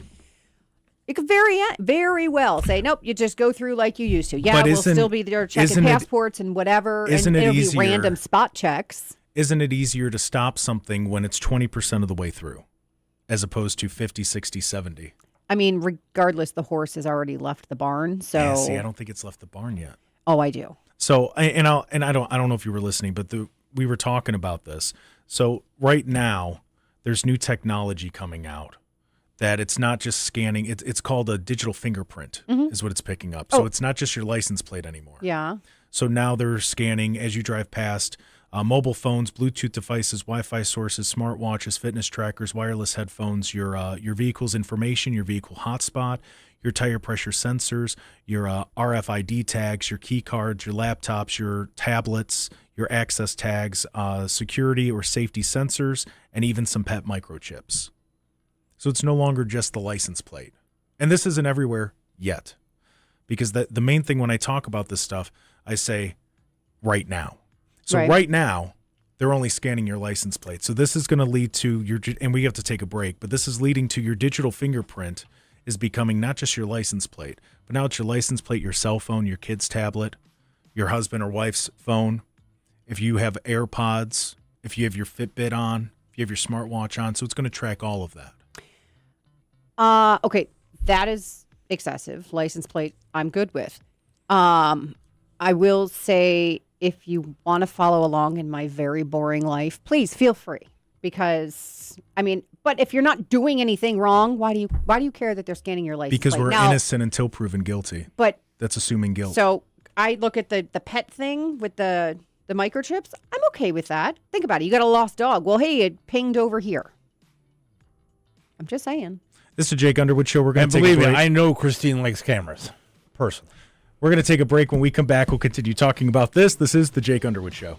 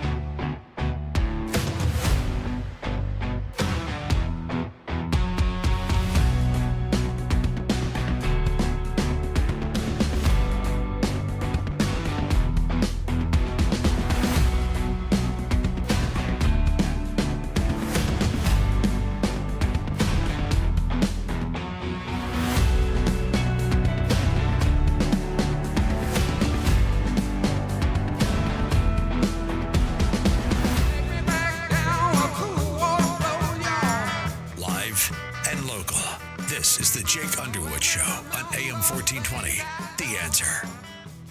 Welcome back to the Jake Underwood Show right here, AM 1420, The Answer, 102.9 FM. I am Jake Underwood. The man behind the glass is one Mr. Seth Williams. Good morning, Seth. Good morning. How's it going over there, buddy? Fantastic. Very good. And we have Christine here in studio. Hello. And we were talking about the flock cameras, and we were having a good little discussion, if you will. And I wanted to continue that because I know that there are people out there, and some of the listeners, and they call in, and they are pro flock camera, and it just the main thing. And I'm not saying that you're pro or against, or we're just discussing it. But the main thing that my main point when it comes to the flock cameras and what happened? I turned the volume up really loud. It was like Jake. But a lot of Jake. But the main thing that my concern with it is, what is it? We know what it looks like now. Mm-hmm. Does it look like 20, 30 years from now? And how much further does it go? Because even just 6 months ago, it was, well, it's just scanning your license plate. That's all it's doing. That's not that big of a deal. And now it's the mobile phone. It's building a digital fingerprint for you. And my concern, because and you know me, I'm not a conspiracy theory guy, but I try to think everything through, and I look at it strange because I look at it from way back here as opposed to right up in there, right? So I look at it from that zoomed out view so we can try to connect it, like how Donald Trump, how he weaves when he speaks. I weave with looking at the different angles of where it can go wrong, just so we have that awareness of where it can go. I mean, I understand what you're saying. Mm-hmm. But again, your phones for the last however many years creating that digital footprint. Every time you go on the internet, it's all going to get weaved together in one way, mm-hmm. shape, or form. I am in favor of flock cameras when it comes to the license plate scanning. If they're going to, because that's what it was intended for. That's what we were told it was for. And again, if I have my car stolen and a flock camera in East Cleveland picks it up, mm-hmm. then great. So let me, because then this is a point that I bring up quite a bit, and I mean this when I say it. Let's say we were at where we're right now, where we are with flock cameras. Let's put it back 6 years ago. Yeah. During COVID. Because they're putting these outside of, somebody texted earlier, gun stores. They're putting them outside of churches. There's 2 outside my church. So does that result in a, what were you doing outside? We told you not to go outside without a mask on. How dare you? How dare you not? Don't you know we're supposed to protect grandma? Are there really 2 outside your church? There are. I'm serious. Because it's on a main road. Is it on the border of a city? Nope, but it's on the border of the road. It's right there. Well, are they really on the border of the road? Like, no, shocking. But what I'm saying is, if that happens again, now they're going to be able to see it. Now they're going to be able to track you down. Now they're going to be able to find you and ask, what were you doing and why were you doing it? And certain people that are running for governor that wanted to have a national registry, well, that makes it a little easier, doesn't it? How are they going to take advantage of this? Because they're selling it to us based on fear. And nothing ever happens when you make an emotional decision while in fear. Okay. But I'm going to go back to even 6 years ago. You know how else we were being tracked? Hello. But you can turn that off. Can you really? Yeah, you can. Oh, we say that we can turn that off. No, you can. I know. You can turn it off. No. But is it really turned off? Yes, it is. Because every website, every place you go, every picture you take is geotagged. Your location is there. But you can turn that off. But most people don't know how to do that. Or you've got a newer car, it has OnStar. You may not be paying for that subscription, but guess what? It's still active. Right. So and these are going to start picking up on it as you drive past.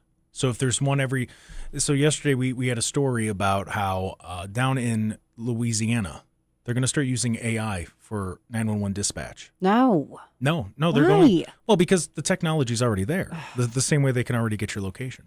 And what they're going to do is they're going to use it so that if there's an accident and you and I see the accident and you call and then I call and we're reporting the same thing, anybody within 200 meters, so 650 feet of that accident, it's fine. They're just going to have it go straight and basically say, we're already aware of it. There's so much that AI can do and so much AI can't. There are certain jobs and certain instances, 911 dispatchers being one of them, who you are getting a phone call on somebody's worst day.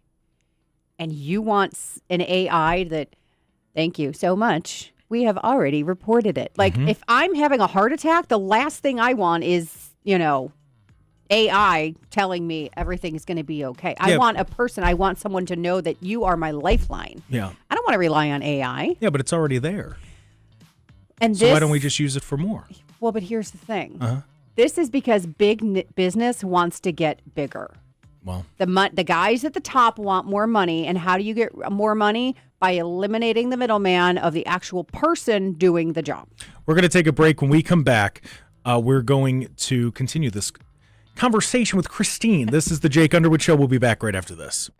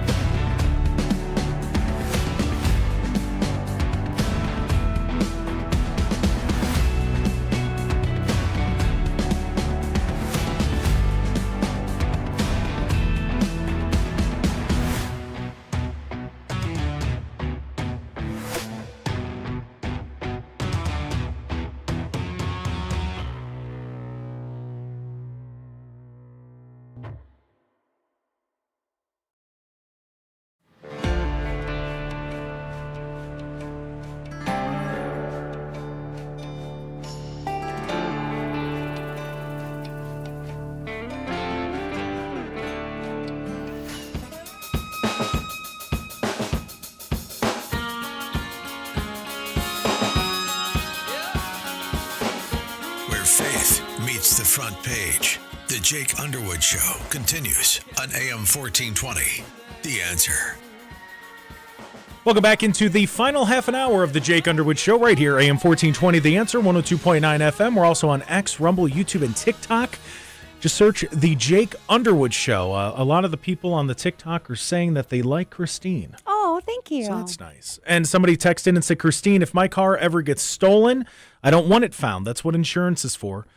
I don't have to deal with repairs after I get it back because a person that stole it destroyed it. I get it. But what if in that car is a piece of medical equipment that you need, your kid needs? What do you care? You don't like the cripples anyways. They would just have to suffer without it. So then are you in support of kill switches in cars also?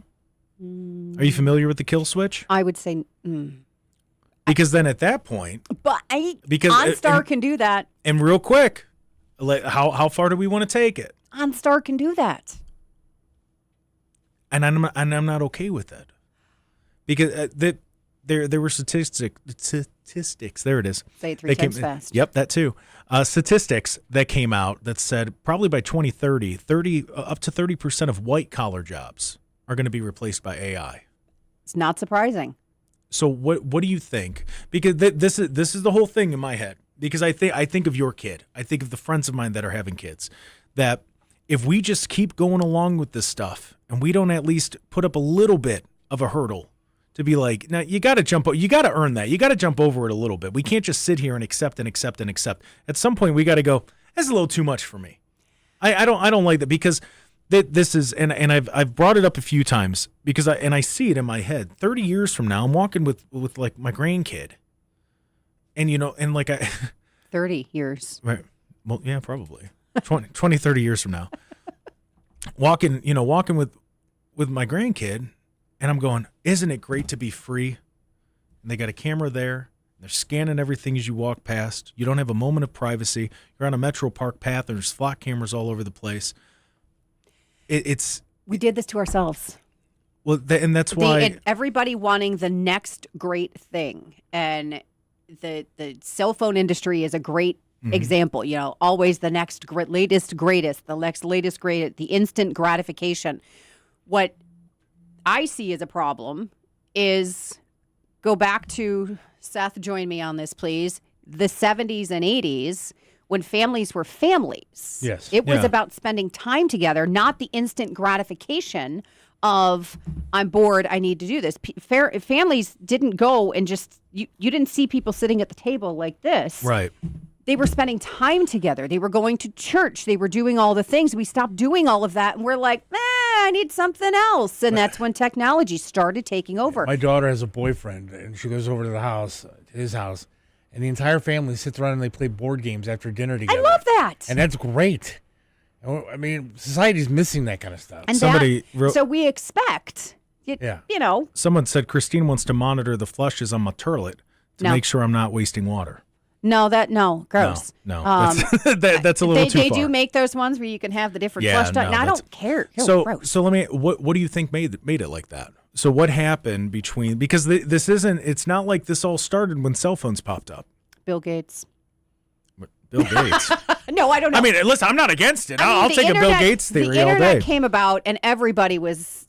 I had a Cleveland Freenet account. Wow. See, I had that. Yeah. So that tells you there's like orange letters on a screen, and that's all I cared about. So don't pick up the phone if someone's trying to dial. That's what, me. Or if you want to spy on a phone call, you could start. Oh, I was just trying to get on the internet. I don't know. But so what? Why do you think we did it so willingly? Because it was put to us as this is going to be a great thing, a great experience, a great You don't have to go to the library anymore to do research. I mean, and people were like, oh, I can just do this from my house and I don't have to leave. And they're willing participants because as soon as you logged in, as soon as you picked up that phone, you became a willing participant. Because, I in some callers, texters, and even when I'm out and about and it's brought up, they go, well, this is the next great arms race. And I go, who said? Who said it is? Yeah. What, the government? Really? What else has the government told you? Mm. Because we have to start questioning everything. We also have to start thinking for ourselves. Well, 100%. And I'll tell you, I'm not going to say who it was. I was at an event where some local politicians were speaking, and the one said, and this is statewide, and he said, the best thing about AI and making sure that we get AI integrated is if there's a problem with it, we can just ask AI what to do. To me, we talk about the spread of communism, and that's a fear that everybody must have, and absolutely it is, but the whole thing with communism is that it takes away individuality. Mm-hmm. Tell me more about how every AI flyer that's put out there looks the exact same. And you can tell when you look at it and you go, there was not one bit of effort put into that. They typed something in and it was AI generated. So you're already taking away individuality. And now we have 5-10-year-olds that's all they're going to know. Yep. That's the part that scares me. And it is like, so Hunter had a report last year. Yeah. They had to pick a country. His country was Guatemala, and he's doing research and filling in his answers. And I was like, I don't think that's the right answer. So I, Googled it because, why would we go to a library and open a book? Right. I know that's on me too. Hey, at least you admit it. I'm a lazy mom sometimes. Let First me tell step you. is admitting. The libraries aren't easy anymore. Dewey Decimal System just isn't. It's not easy to find. I don't like the Dewey. Anyway, as I found out, the first thing that pops up now is obviously AI generated, and that's the answer that he's writing. And I'm like, no. And so I Googled it, scrolled down. I was like, this is your right answer. Yeah. He goes, no, we were told to use the top one. I was like, the top one is AI, and it is not always right. Yeah, no, that's the scariest part to me is that, so growing up, because Wikipedia, that's what everybody went to, and the teachers would always say, Wikipedia is not a source. If I see it listed as a source, I'm not even reading your paper. I'm not wasting my time. I'm not reading your report. It's an F. Right. Do not use Wikipedia. So we would actually have to do the research and get creditable websites or even books or different things. I fear that where this is all leading to is, and I'm talking, and Tony Masaccio called in earlier, and he said it's probably not going to be in our lifetime. It might be with how fast things advance. That this is going to get to the point that, well, you don't need a job. AI is going to do the job for you. We're going to have universal income. Everybody's going to make the same amount of money. Mm-hmm. And there are some people that go, well, that's a great idea. I deserve my fair share. Wow, I don't have to work anymore and I still get paid. That's communism. That lack of individuality, that what we're teaching our kids, what the kids today are being brought up with, where, well, you don't need to know math. You got a calculator. Right. Everywhere you go, you got a calculator, you got your phone on you. Why did we stop at 12 with the multiplication tables? My generation stopped at 12. Did you go past 12? Oh, that was many years ago. I don't remember. What's 13 times 13? I don't know. What's 12 times 12? 169. What'd you say? Is it? 144. Huh? But hold on. You know right off the top because you go to 12. You don't go past 12. Okay. Why don't we go past 12? Why do we stop taking spelling tests when we're in high school? What is high school? Hunter stopped that. Fourth grade was his last spelling test. That's crazy. I love spelling. I aced spelling. See, all the here's time. the thing. I'm terrible at spelling. Awful at it. To the point, like, I take tests online to try to get better at spelling. Oh, I always loved having the bonus words, too. I'm Second awful. grade, photosynthesis. Nope. PHOTOSYNTHESIS. There you go. I can't even say it. I And can't was even right, say by the way. photosynthesis. That's all right. Why? You were right? Yeah. Why in 13 fourth and and fifth 13. grade are kids not learning about the 50 states? That's a good question. This is what I mean, because they don't want them to. It's only going to get worse and worse. But if we start standing up to it a little bit, little by little, we're going to see it start to, I'm not saying it's going to come back to us completely, because there's one texter who's always like, well, why don't you just go be the Amish? Why is it when I'm talking about freedom, making sure that we're not guided by technology with everything we do, I'm told to go be the Amish? No. That's a right we could do. Yeah. That's our right. We should be able to stand up and fight against this stuff, or at least buck back a little bit. Yes. Because today it's scanning all of this.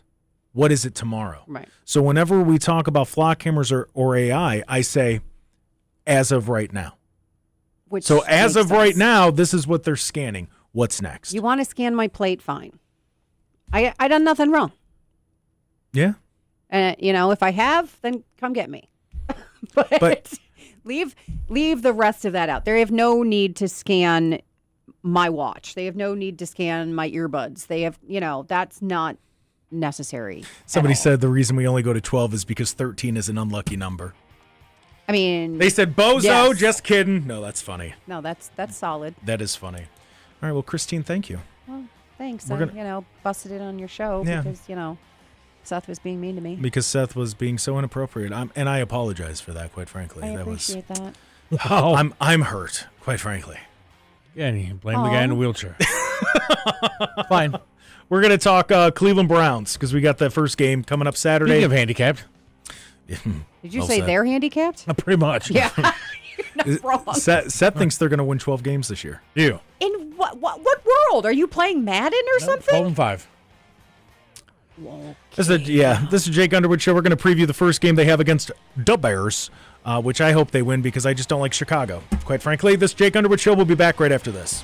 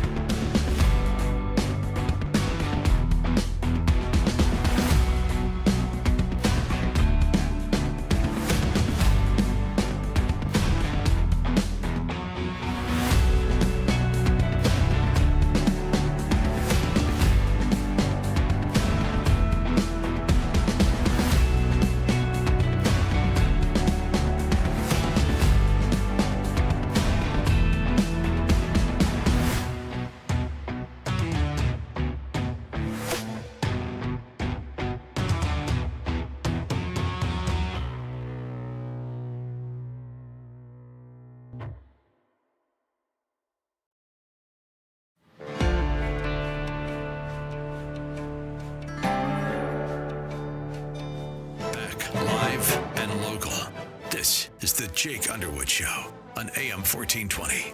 The Answer. Welcome into NFL coverage on the Jake. Not really. We're going to preview some of the stuff that's going on this weekend with the Cleveland Browns. It's the preseason game number 1 against the Chicago Bears. And I know I said I would never talk sports, but I've had people ask, hey, can you talk sports? I like when you and Seth talk sports. So we're just giving people what they want as we are previewing. Excuse breaking me. the studio. Things are falling apart. As we are previewing the Browns versus Bears. I believe that is in Chicago. Chicago, right? Yes. Yes. And that is this Saturday. I believe the game starts at 1 o'clock. Unfortunately. What is that? What do you Saturday game at 1? They're just getting us ready. Do it at night. Well, think about this. In Chicago, that's a noon game. Stupid. How about that? And don't worry, Browns fans. Deshaun Watson is the starter. All right. Yep. So we're going to get our $250 million worth with that clown quarterback as they wrapped up the 13th day of training camp. And what I'm getting my info from, Cameron Justice. She does a great job covering the Browns over there at Channel 5. Yeah. She's legit. Yes. She does a great job. And you're going to hate me, but she's super cute. All right. So why do you always shake your head? Well, because every time a woman is brought up, we got to make it something about an appearance, something about. I'm certainly not some people. I'm just saying, buddy. I'm just saying. I saw her the other night on TV. All right, and she does a great job covering the Browns. And Deshaun Watson gets the start.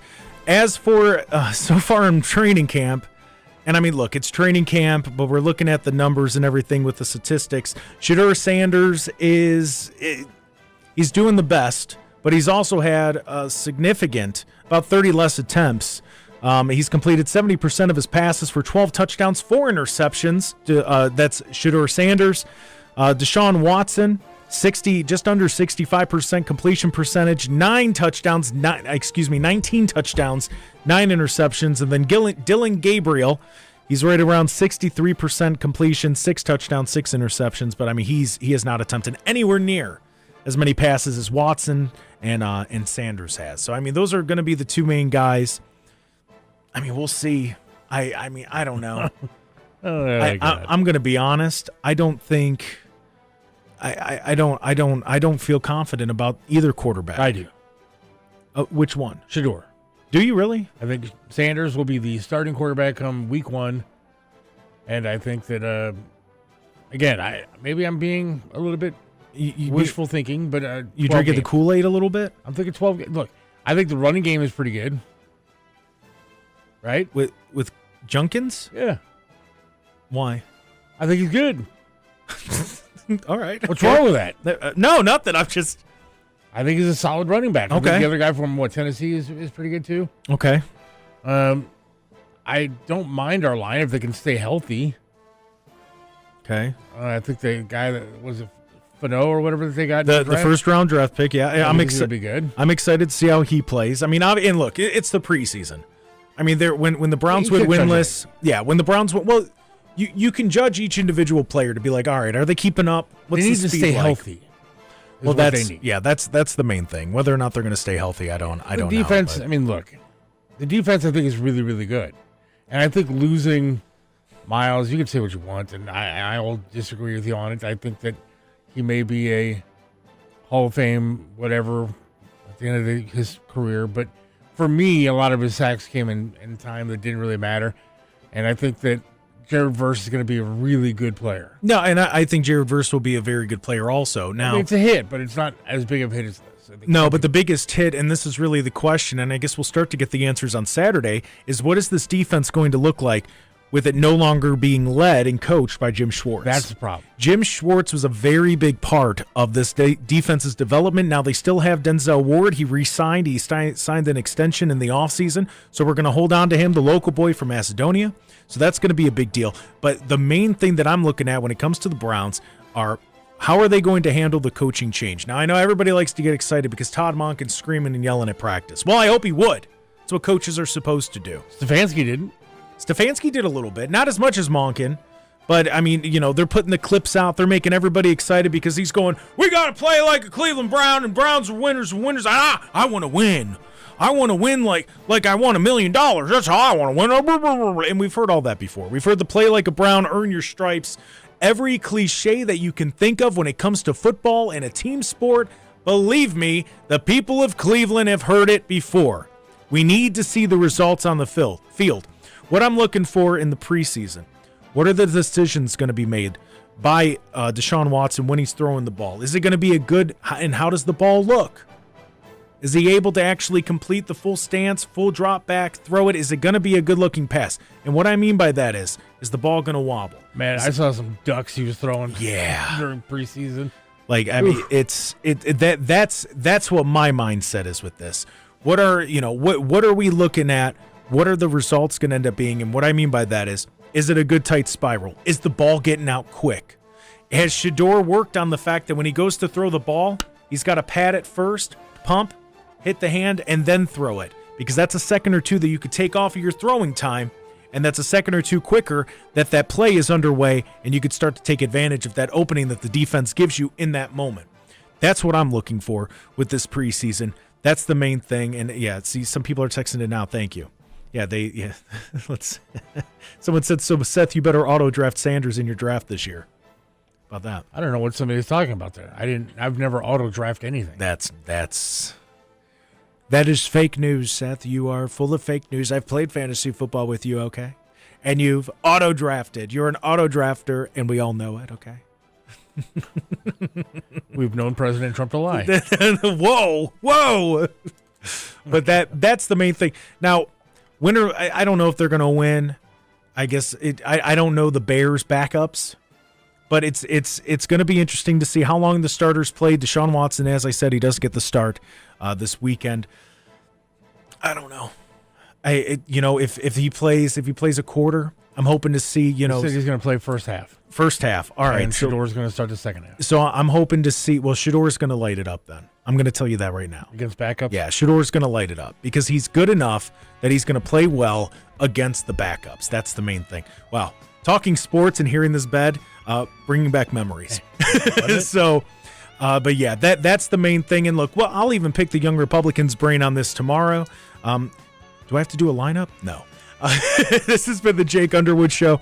Thank you so much for tuning in on the TikTok, the Rumble, the X, the YouTube, and of course right here on AM 1420, The Answer. We appreciate it. We'll be back tomorrow. It's Young Republicans Day, and it's going to be live, not recorded like it was earlier in the year. We're going to have Alex Mortensen and James Lawrence, both a part of Wham! Young Conservatives, pick their brain a little bit, talk about some of the issues, and phone lines will be open. Thank you so much. If you're at work, you're halfway through your day. So go get some lunch. You're doing great. We'll be back tomorrow. Tell someone about Jesus today. We'll talk to you tomorrow.